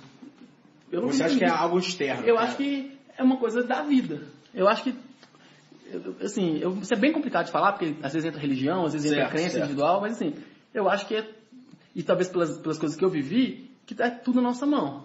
Tudo depende da gente. Tudo na nossa mão. Só que algumas pessoas não veem isso, não conseguem enxergar isso. Então essas pessoas... É o mindset, a criação. É o mindset, exatamente isso, entendeu? Algumas pessoas, elas crescem lá com pedreiro e ela vira pedreiro, vê o dinheiro branco lá, e o máximo que ela faz é um curso lá para melhorar, ela vira mestre de obras. Isso é o máximo que ela chega na vida, assim, ela não pensa que ela pode ter um objetivo de vida, uma missão de vida, ela não pensa que ela pode crescer, que ela pode fazer coisas, sei lá, fora da caixa dela, ela não consegue nem pensar nisso. E até uma coisa que eu falei na palestra que eu dei lá no Civilizado disso ano passado, que nesse ano, você foi, ano passado eu palestrei, eu falei, a palestra foi como pensar fora da caixa. E eu falei que, na minha opinião, tem assim, uma coisa que é muito importante para tirar da caixa, que são pessoas. Sempre. Então, quando eu falei, trabalho 4 horas por semana, o livro que mudou a minha vida. O que mudou a minha vida não foi o livro, foi o Lourenço que falou para eu ler o livro. Entendeu? Não necessariamente as pessoas que você conhece fisicamente, mas você vê um vídeo lá, você ouve o podcast do Ryan, você fala, você está lendo um artigo que alguém escreveu, você vai ver um livro, vai ver um filme, vai ver uma opinião diferente, e isso vai te tirar da caixa. Tirar a pessoa da caixa, a pessoa. E aí, assim, a ideia do negro e tal, esse cara, o negro realmente tem preconceito, assim, enfrenta preconceito. Você pode até falar, tem gente que fala, né, que não existe preconceito no Brasil. O cara pode falar, não tem problema de preconceito no Brasil. Cada um tem a maneira de entender, visão e tal. O que é o preconceito? Mas a partir do momento que se alguém entende que existe preconceito, e se ela não existe, não dá nem pra conversar sobre isso, porque ela não diz problema que não existe, não tem nada pra falar. Qualquer coisa que eu falar sobre isso vai ser não à toa, porque não tem esse problema. Então, a partir da pessoa que ela concorda que tem preconceito no Brasil, ela vai concordar que por que duas irmãs, talvez gêmeas, não idênticas, que nasceram na mesma favela, na hora de trabalhar num lugar, a branca é recepcionista e a preta é faxineira. Sabe assim? E aí, então, mesmo que elas ralem muito, mesmo que elas tenham muita dedicação, isso é fato, porra. Você vai no shopping, as vendedoras são brancas, as faxineiras são pretas. Às vezes na mesma idade, mesma coisa. Exatamente. Então, assim, quando uma menina negra manda um currículo para uma vaga e uma branca manda, só para ela ser preta já avacalha com a vaga dela. Ela pode conseguir? Pode, mas ela tem que ter muito mais persistência. Ela tem que ter muita força de vontade. Ela tem que ter muito mais vontade para dar conta daquela ideia da energia e persistência. Ela tem que ter muito mais persistência para conseguir o que ela quer antes de acabar a energia dela de tentar aquilo ali. Sabe? E aí a maioria das pessoas, elas não tem essa consciência disso. Não tem essa consciência. E elas vão indo para onde elas não dão conta. Então, assim, a menina que é negra, que está com 17 anos querendo trabalhar, ela manda currículo para a vaga de vendedora também. Ela manda currículo para a vaga de todas as coisas também. Mas ela tem mais dificuldade de conseguir aquela vaga. Entendeu? Depende de como é que ela vai reagir àquele não. Só que ao mesmo tempo que ela não consegue a vaga de vendedora, ela consegue a vaga de trabalhar no auxiliar de estoque. Que ela está atrás da loja, aí não aparece. Beleza. E aí ela vai para essa vaga. Porque ela precisa trabalhar. Então, naturalmente, já começa a selecionar isso, sabe? Então, assim, voltando à ideia das crenças, é um negócio muito profundo, tipo assim, de que a maneira que você vê o mundo, né? Como é que você gera suas crenças? Como é que você gera seus valores? Pô, um negócio muito de onde você vive, onde você tá, com quem você cresceu, quais são as aprovações que você teve quando você era criança, as reprovações que você teve quando você era criança. Sacou? Tipo assim, então... É um negócio muito difícil de gente falar, é legal que você falou nisso, porque eu acho que é um tempo polêmico, e é bacana você falar isso. Polêmico, Mas assim, pô, é muito fácil falar assim, não, o preto tem que estudar, o preto... Então, uma coisa que muita galera fala sobre cota não tem que ter cota pra negro, tem que ter cota pra socioeconômica, pra pobre. Mas assim, são problemas diferentes, entendeu? É um problema socioeconômico, o outro problema é um problema racial. Entendeu? São duas coisas separadas, não é assim, não, você vai... Porque a gente fala, a maioria dos pretos é pobre, então você resolve o outro. Não, porque tem negro que é rico, tá dirigindo um carrão, e a polícia para na blitz, porque ele é preto dirigindo um carrão. Então o cara tem dinheiro e sofre preconceito. Você vê um preto no carrão, você vê um preto de carrão, joga de futebol. Entendeu? Porque socialmente falando, o preto só pode crescer se é esporte. Mano, já ou então cantor, se eu era jogador de futebol, esporte, ou então artista, cantor, essas coisas, tá ligado? Você tá lá no banco restaurante lá, tal, super confortável no ambiente. As pessoas olham pra mim como se eu fosse alguém famoso. Você tá num ambiente de high society. Se o cara é preto naquele ambiente, pô, ele é alguma coisa. Ele é famoso, ou ele é filho de rico, uma coisa, e o pai dele é famoso de alguma jeito. Então, assim, isso mostra, eu acho que, se você sentiu isso, então, pode ser que alguém não concorde, mas se você sentiu isso, pra você é verdade, e pra mim também é. O problema racial é diferente do problema socioeconômico, são dois problemas separados. Com certeza. Os problemas separados. Com certeza. E aí, se um dia, pra gente começar a mudar essas crenças, esses valores, né, tem várias coisas que o pessoal está fazendo, não vou entrar no método de cota específico nem nada, porque eu acho que não é essa a questão. Não é essa a questão. Mas assim, eu acho que é questão muito de crença, identidade, onde você está, com quem você está, que vai te fazer ter essa visão ou não vai ter essa visão. Se uma criança preta, que estudou numa escola de branco, vocês no Santo Agostinho, talvez você se incomodava mais com isso. Me incomodava mais com Entendeu? isso. Talvez se incomodava mais com isso. E aí, talvez isso pra você é uma coisa que, tipo, chamou mais sua atenção, você ficava atento a isso. Tem eu não tô lembrando, mas sabe, a gente tem um filtro, tudo que a gente consome. Certo. A gente tem uns vieses, tudo que a gente vê, a gente vai, tipo, validar aquilo. Um exemplo legal é quando você tem um machucadinho na sua mão, que, sei lá, palma da mão, ponta do dedão, qualquer lugar. Você nunca sentiu que você tinha a palma na mão. Quando você fez um cortinho ali, toda hora você encosta em algum lugar. Você foca naquilo ali, foca naquela dor. Você sente uma dor ali, existe aquilo ali. Você foca então assim, quando você quer acreditar em alguma coisa, tudo que você absorver, você vai filtrar pelas suas crenças e pelos seus valores. Então se você lê um livro, você vai filtrar aquele livro pela a maneira que você está, suas crenças, seus valores, pelos seus vieses. Então você vai absorver do livro só o que já faz sentido para você, só que suas crenças te permitem te falar. Sacou? Essa conversa nossa aqui, talvez um negão que estiver ouvindo, vai conectar muito mais do que um outro cara de branco que não passou por isso, entendeu? Exatamente. Porque a gente vai filtrar isso. É natural. Então, o cara, tudo na vida tem esse filtro. E é normal, acho que não sei como fugir disso. Mesmo que você leia de novo para o livro várias vezes, tentando ver pontos de vista diferentes, esses pontos de vista são pontos de vista, entendeu? É ponto de vista, não tem jeito. E E eu acho que a questão de crescer e como é que eu lidei com isso, o fato de eu ser preto, foi tipo, muito assim, nunca pensei nisso, nunca foquei nisso. Eu vou tocar pra frente. Tipo assim, não sei se eu sofri preconceito no Brasil, se eu sofri preconceito na Europa. Eu provavelmente devo ter sofrido, tipo assim... Mas eu não foquei naquilo. Já deixei várias vezes de entrar em balada, porque os caras não deixaram eu entrar. Ah, é? Na Europa isso é bem comum, né? Assim, não só porque eu sou preto, eu não sou, mas na Europa é bem comum o cara falar, não, você não vai entrar. Não vai entrar. Você tá mal vestido. Tem muito homem na balada, não vai entrar mais homem. Você tá mal vestido, não vai entrar. É verdade. Já deixei de entrar várias vezes, e eu acredito que provavelmente algumas delas eram porque eu sou preto. Nunca saberei, nunca fiquei preocupado com isso. Outras vezes eu não entrei porque eu não tava de sapato, tava de tênis, entendeu? Outras vezes eu não entrei porque eu tava de bermuda.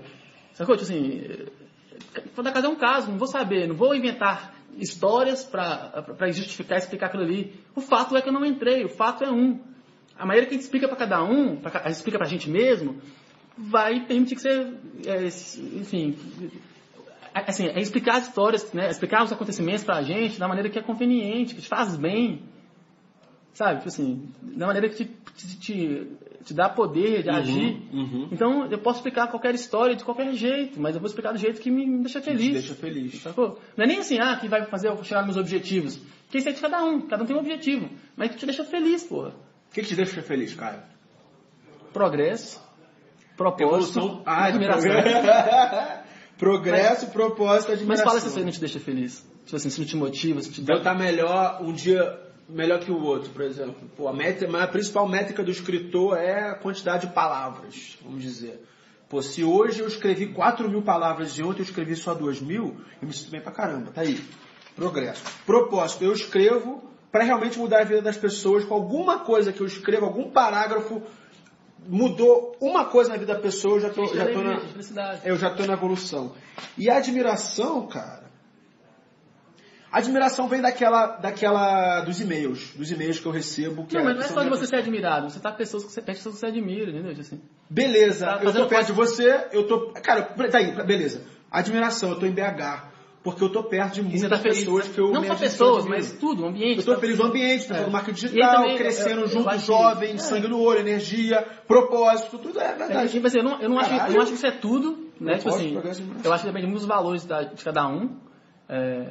Porque assim, os nossos valores, eles orientam muito na nossa vida. E a maioria das pessoas também acho que não consegue ter um discernimento a esse ponto, mas... Tipo, você tá aqui com a gente, com um grupo de pessoas em Belo Horizonte, e a gente tem vários valores parecidos. Você tá aqui porque você tá confortável com isso, você gosta de estar aqui. E eu escolhi estar aqui. Você escolheu estar aqui por causa dos valores. Porque se a gente tivesse todo mundo aqui fosse funcionário público, não ia rolar. É diferente, valor, não é o que você procura. Verdade. E outra coisa, você também tá aqui porque você escolheu estar aqui, porque com a grana que você tem, você pode trabalhar em qualquer lugar do mundo. Nós todos escolhemos estar aqui. Nem todo mundo escolhe onde está, mas a gente escolheu estar aqui. Eu escolhi estar aqui e você escolheu estar aqui. Você podia estar morando em Ibiza. Podia estar morando na França ainda, podia estar morando nos Estados Unidos, podia estar morando onde eu quisesse. Mas eu não escolhi. Por quê? Por causa dos meus valores. Então, igual eu falo com a minha família. Eu não sou um cara que vou emigrar do Brasil e morar fora. Porque eu preciso estar perto da minha família. Eu também. Entendeu? Isso pra mim é muito importante. Estar com minha mãe, com meu pai, com meu irmão, é um negócio, minha namorada, é um negócio assim, muito importante. Com meus amigos, é muito importante. Eu morei fora 1 ano e meio, eu fiquei com saudade pra caramba. Eu morei coração apertava de dor. Eu morei 10 anos e, cara, a pessoa que mais me critica por eu estar no Brasil agora é meu próprio tio. Meu tio. Mas a grande razão que eu estou no Brasil agora é o meu tio, é minha avó, é meu avô. Porque eu dou muito valor de estar presente ali, tá ligado? E se eu morasse em outro país, eu não teria aquela liberdade de estar... Por exemplo, eu estou em BH hoje, eu pego um voo, pego um ônibus, acordo no Rio, fico com a minha avó, tá ligado? E assim, quando eu estava na Irlanda ou na França, eu perdi o meu avô, parte de mãe, eu não estava aqui. Perdi minha madrinha, que é irmã do meu pai, eu não estava aqui. Algumas coisas assim que foram pesadas, minha família passou de perder gente que a gente ama muito, e eu não estava aqui. E eu acho que isso hoje me fez ter mais força nisso, sabe? Assim, de, valor família. Eu preciso estar mais presente. Entendi. Eu já tinha esse valor família, mas eu estava fora e, assim, passou, eu não estava aqui, e e aí? Sabe, assim... Então agora eu quero estar aqui. Eu vou viajar, eu pretendo morar fora de novo um tempo. Tá pra onde? Não sei. Vou ficar aqui um bom tempo ainda, porque eu tô focado demais na empresa. É verdade. Mas ainda vou morar fora, tipo assim, porque viajar, eu gosto de viajar, vou viajar pra caramba. Mas eu quero morar em algum lugar ainda mais tempo, pelo menos uns 6 meses, 1 ano. Quero morar em vários lugares, quero fazer isso um hábito na minha vida de tempos em tempos. Mas o valor está aqui. Então, nossos valores, né, que eu estava falando. E aí, por exemplo, valor, ele tem a ver até com sua namorada. Tipo assim, por que alguém gosta de outra pessoa? Pelos valores, pelas crenças das pessoas. Vou te dar um exemplo. Tem um cara que é playboyzão, e tem uma menina que é riponga. Tá. As duas são pessoas bonitas, fisicamente atraentes, e um atrai o outro fisicamente. Certo. O cara vai olhar pra mim e fala assim, nossa, minha até gatinha, mas ela toda perdida da vida, olha, toda riponga, doidona. Eles vão sentar pra trocar uma ideia, não vai conectar a conversa. Vai conectar. Apesar de ser atraído fisicamente, não vai conectar a conversa. E até fisicamente vai diminuir a atração por causa disso. A menina vai falar, pô, o cara lá bonito, mas pô, o cara é corrompido pela sociedade, não sei e tal. Agora, se o cara vê uma mesma menina, patricinha, ele vai falar, pô, menina com cabeça boa, assim, se eles têm os mesmos valores parecidos, se eles são muito focados em sei lá, vestir bem, se eles são focados em aparência física, eles vão trocar ideia e vão bater, a conversa vai durar horas conversando.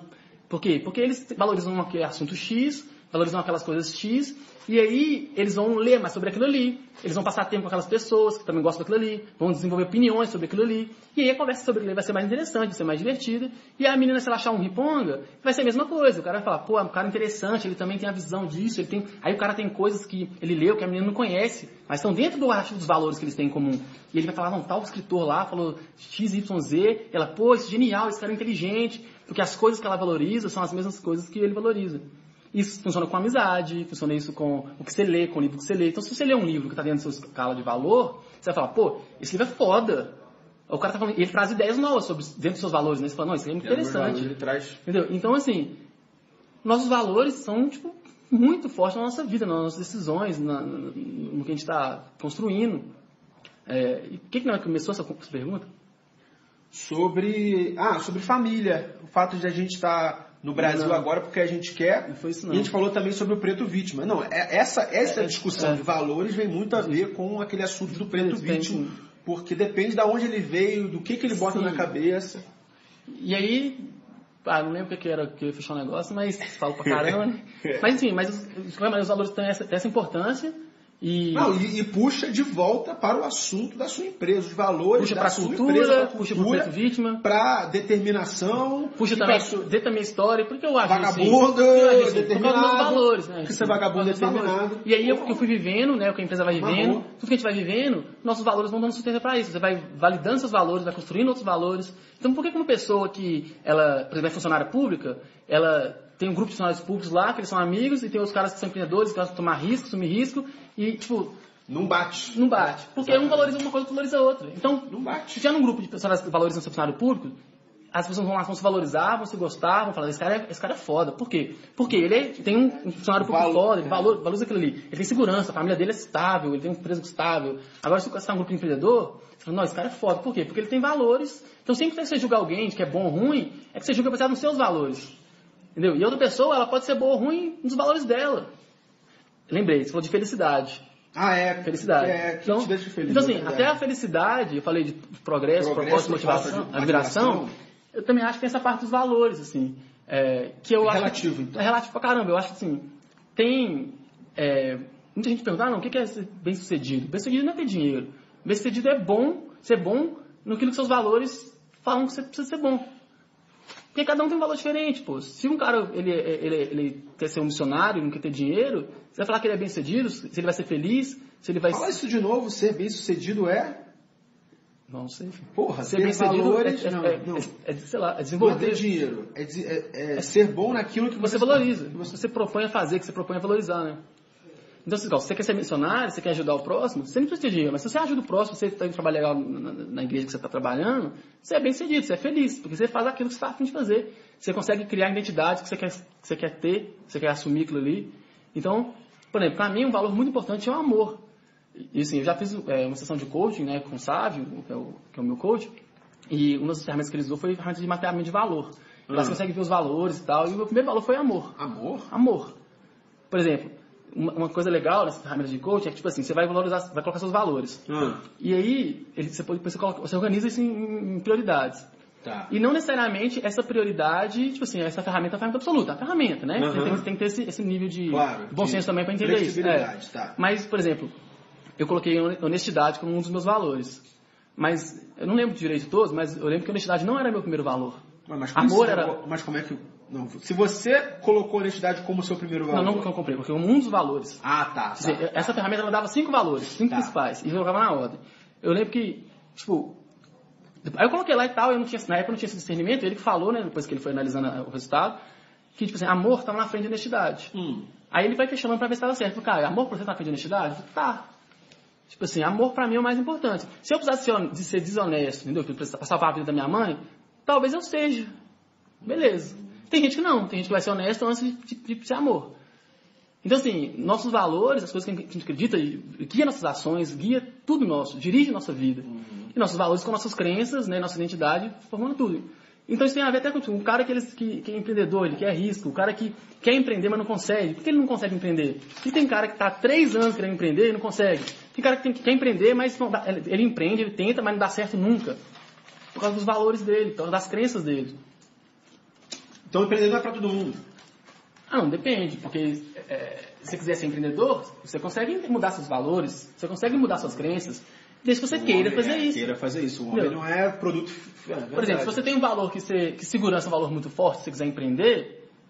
Talvez o cara consegue mudar, mas ele consegue mudar. É difícil, mas consegue. Tem muita ferramenta para isso, Ryan. Ferramenta como assim? De coaching? Então, tem muitas. Tipo assim... Criação de senso de urgência. Isso é assim, desenvolvimento pessoal. Aí a gente entra em outra coisa, né? Desenvolvimento pessoal. O que é desenvolvimento pessoal? Ser uma pessoa melhor. Tem gente que faz isso através da igreja. O cara que é espírito, o cara que é evangélico, o cara que é muçulmano, o cara que é judeu. As religiões em geral, elas têm guias de vida, de como você pode se desenvolver, ser uma pessoa melhor, para os valores daquela religião. Então, ser uma pessoa melhor é o quê? Ser melhor naqueles valores, né? Desde aqueles valores. Isso. Então, se você tem um valor lá, que, por exemplo, segurança é importante, você ter fé, muita fé é um valor, você vai ser uma pessoa melhor se você tiver mais fé. Tem a parte religiosa, mas também tem a parte, por exemplo, de PNL. Que muito que eu estou falando aqui tem a ver com PNL. PNL é um tipo de um ramo... Programação neurolinguística. Que tem o Tony Robbins, que é um dos grandes nomes de PNL do mundo. Tem outros também. Tem, por exemplo, o Fórum Landmark. Quem é? Fórum Landmark.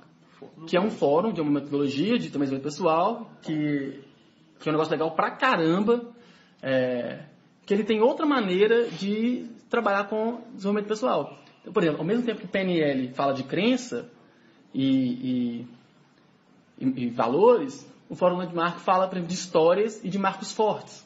Tem terminologias diferentes, mas a ideia é o quê? A ideia é mapear a sua maneira de agir, mapear seus comportamentos, seus valores, suas crenças, né, suas histórias, seus marcos fortes, e te permitir ferramentas para poder conseguir ultrapassar seus valores que estão te limitando, ultrapassar suas crenças que estão te limitando, se você quiser.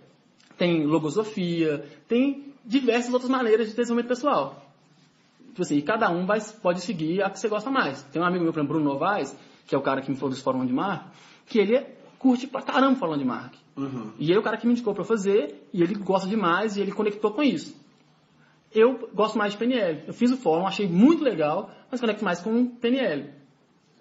Sacou? Tipo assim, e aí, até dentro de cada coisa, tem pessoas que têm estilos diferentes. Assim. Eu, durante muito tempo, achei que PNL era um negócio, sei lá, que não dava muita validade pra isso. Não? Sei lá, PNL, sei lá, o que é isso? Parecia uma coisa meio, tipo, marketing multinível, assim, sabe? Uma coisa meio você ficou ouvindo falar e não sabia o que é. Certo. Mas aí, pô, cada vez que passa, eu falo, pô, esse negócio é muito interessante. Então, tem ferramentas que essas ciências, essas pessoas que param para juntar e estudar alguma coisa, eles vão criando ferramentas para poder desenvolver isso. Então, coaching. Coaching não tem a ver com isso, mas é um jeito de desenvolvimento pessoal, guiado por uma pessoa, um externo, que vai te guiar. Então, tem coaching para esporte, tem coaching para carreira, tem coaching para saúde. Os caras têm ferramentas para poder te ajudar a desenvolver isso. Então, por exemplo, essa ferramenta que o Sábio fez comigo, na lição de coaching de mapeamento de valor, é uma ferramenta para conhecer meus valores. Tem ferramenta para quebrar crença, tem ferramenta para poder ser mais motivado, e tem várias ferramentas. Então, até cada pessoa vai lidar melhor com a ferramenta.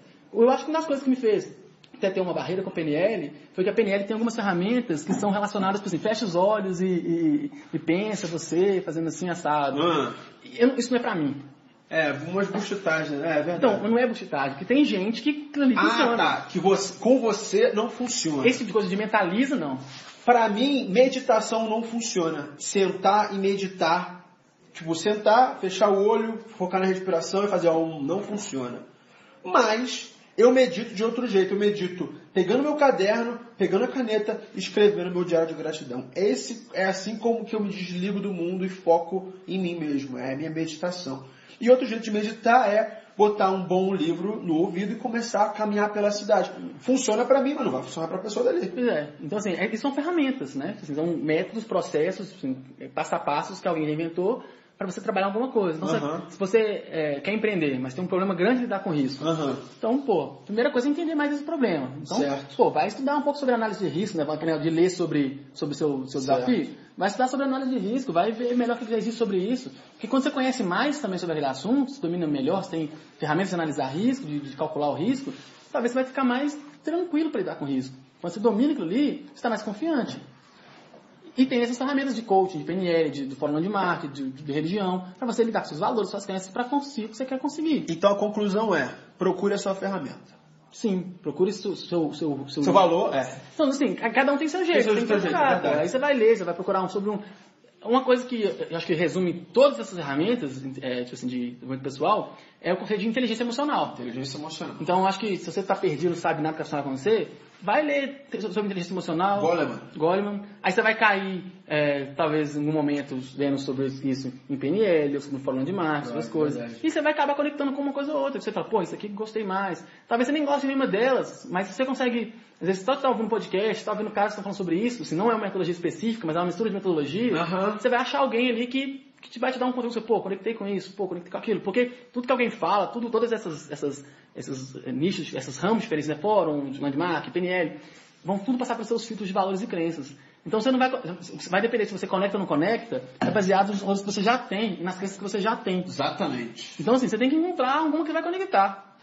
É o trabalho seu, não tem fórmula mágica, né? Isso aí primeira coisa é querer ser uma pessoa melhor e começar a ler sobre isso. Se você não consegue encontrar ninguém, não tem paciência de consumir conteúdo, você pode fazer isso sozinho, você pensa da sua vida, vai pensando, aquela ideia. Se você não lê, não absorve conteúdo de fora, você vai ter um desenvolvimento mais lento. Mais difícil, mais lento. Porque já tem 1 milhão de pessoas aí que estão gastando energia pra caramba fazendo livro, pensando sobre isso aí, você quer começar do zero, beleza, seu direito.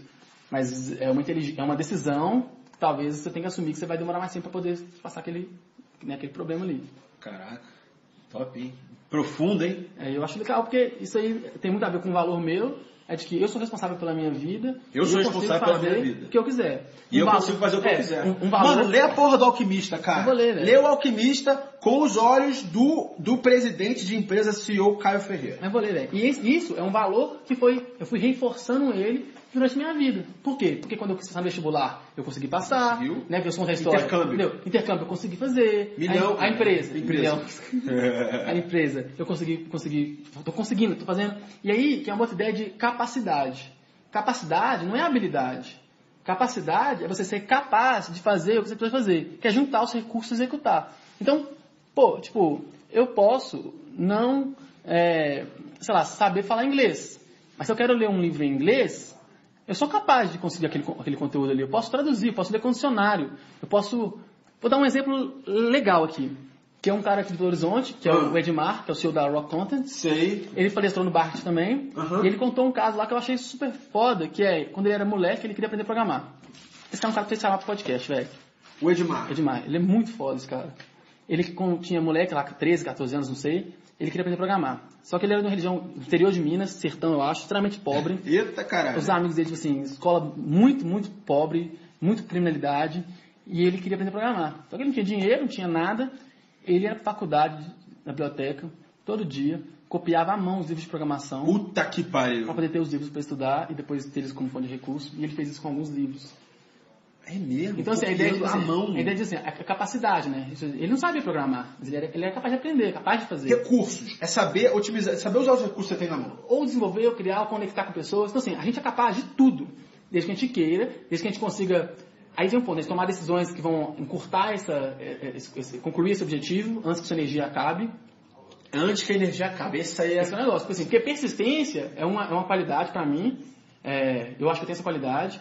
Mas a gente persiste por algumas razões. E assim, se você não conseguir nunca, a maioria das pessoas desiste. Porque elas não conseguem alcançar o que elas querem antes que a energia acabe. Tem gente que tem energia para insistir num negócio curtinho, tem gente que tem mais energia. Porque tem que ser uma persistência inteligente, né? Você ir analisar, tendo feedback, melhorando aquele 1% a cada dia. É um ciclo de otimização. E aí tem várias coisas, né? Tipo foco, blá, blá, mas aí acaba que entra em outra coisa, assim. Vamos fechar aqui, a gente falou muito de Tim Ferriss ao longo da entrevista do podcast, e eu uso as perguntas do Tim Ferriss no podcast dele como meio que guia para terminar o meu. Então é o seguinte, Caio Ferreira, eu falo a palavra sucesso com a primeira pessoa que vem na tua cabeça. Não sei, ninguém. Não, uma pessoa. Não vem ninguém, velho, de verdade. Nem você mesmo? Não. Nem o Arley, nem teu pai, nem o Jorge Paulo Lema, nem Marcel Telles, ninguém. Explica por que não vem ninguém. Porque sucesso é uma coisa muito abstrata, né? Eu falei, os valores Matou. Eu não gosto de usar a palavra sucesso, sabia? Sucesso pra quem, em quê, por quê? É muito relativo, é muito abstrato, e eu vejo, cara, o pessoal da indústria do marketing digital fala muito em sucesso. Mas a única métrica de sucesso desses caras é faturamento de lançamento. E eu, cara, essa é uma parada que eu sou mais contra essa galera, que é bater tanto na tecla do sucesso. Eu sou fã do Eric Thomas, o palestrante motivacional, eu escuto ele todos os dias. Mas cada dia que passa, eu tô meio que me distanciando disso, porque ele fala muito sucesso, como se ele fosse a definição do sucesso. E sucesso é uma parada abstrata. E eu concordo muito com a tua resposta. Fiquei surpreso com a tua resposta, cara. Fiquei surpreso, mas eu concordo muito. Livro que você mais deu de presente, fora o 4-Hour Workweek? Então, eu até te falei isso já, uma vez eu estava almoçando, que eu já dei um livro de presente, mas eu não dou mais livro de presente. Raramente dou livro de presente. E o Guilherme deu essa mesma resposta. Fala aí. Mas eu não dou porque, assim, acho que eu já dei livro de presente, a galera não lê os livros que eu dou de presente. Você recomenda o livro para a pessoa comprar? Eu recomendo o livro. E aí o cara, se tiver afim, se for um programa que para ele faz sentido, se ele está afim de executar aquilo ali, se ele achar que a opinião é interessante, ele vai comprar e vai ler. E ele vai botar o dele na reta, vai comprar e vai gastar a energia dele lá e o dinheiro dele lá. Sim. Beleza, qual o livro que você mais recomendou então? Para a pessoa comprar. Então, também não tem um, porque depende do problema, que eu falei, para ler inteligente, né? Selecionar.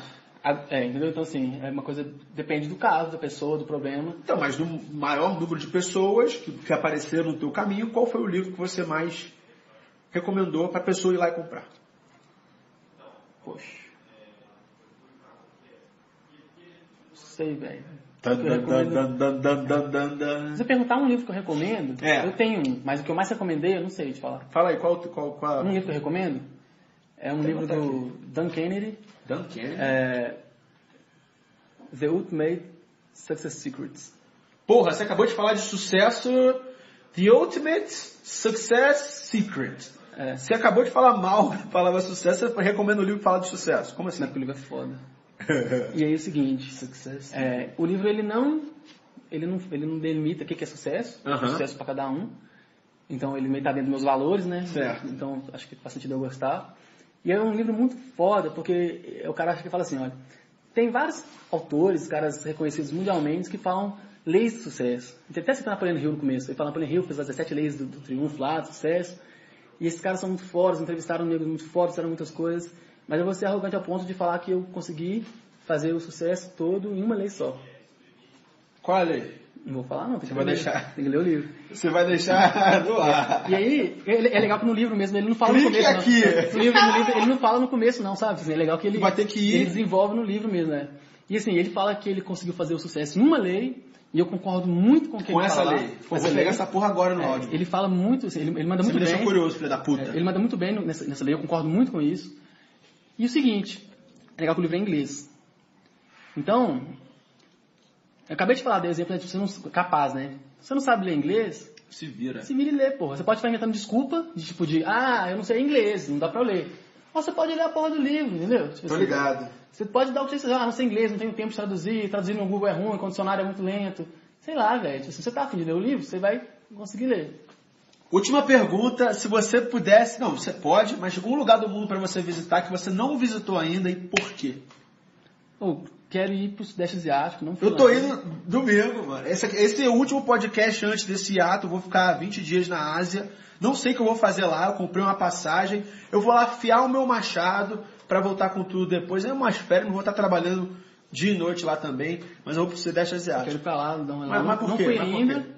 E eu quero ir porque eu acho que lá é bonito, eu não conheço. Eu acho que o fato de eu não conhecer a Ásia em geral tá esperando essa curiosidade.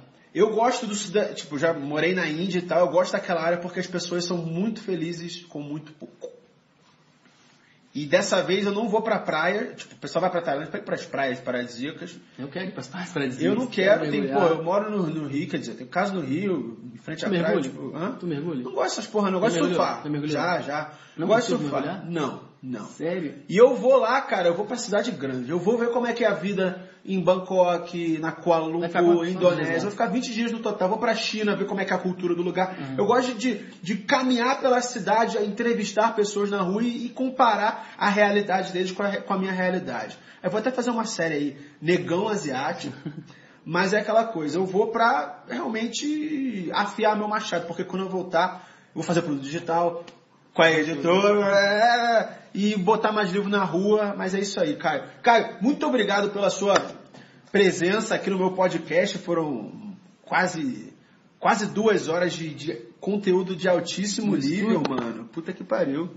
Mas é aquela coisa, cara. Muito obrigado e muito obrigado por me inspirar e inspirar tanta gente aí que segue você. Que isso, obrigado pelo convite demais. E vamos nessa. Tamo junto, cara. Galera, esse foi mais um podcast Mundo Ryan e até a próxima. Valeu!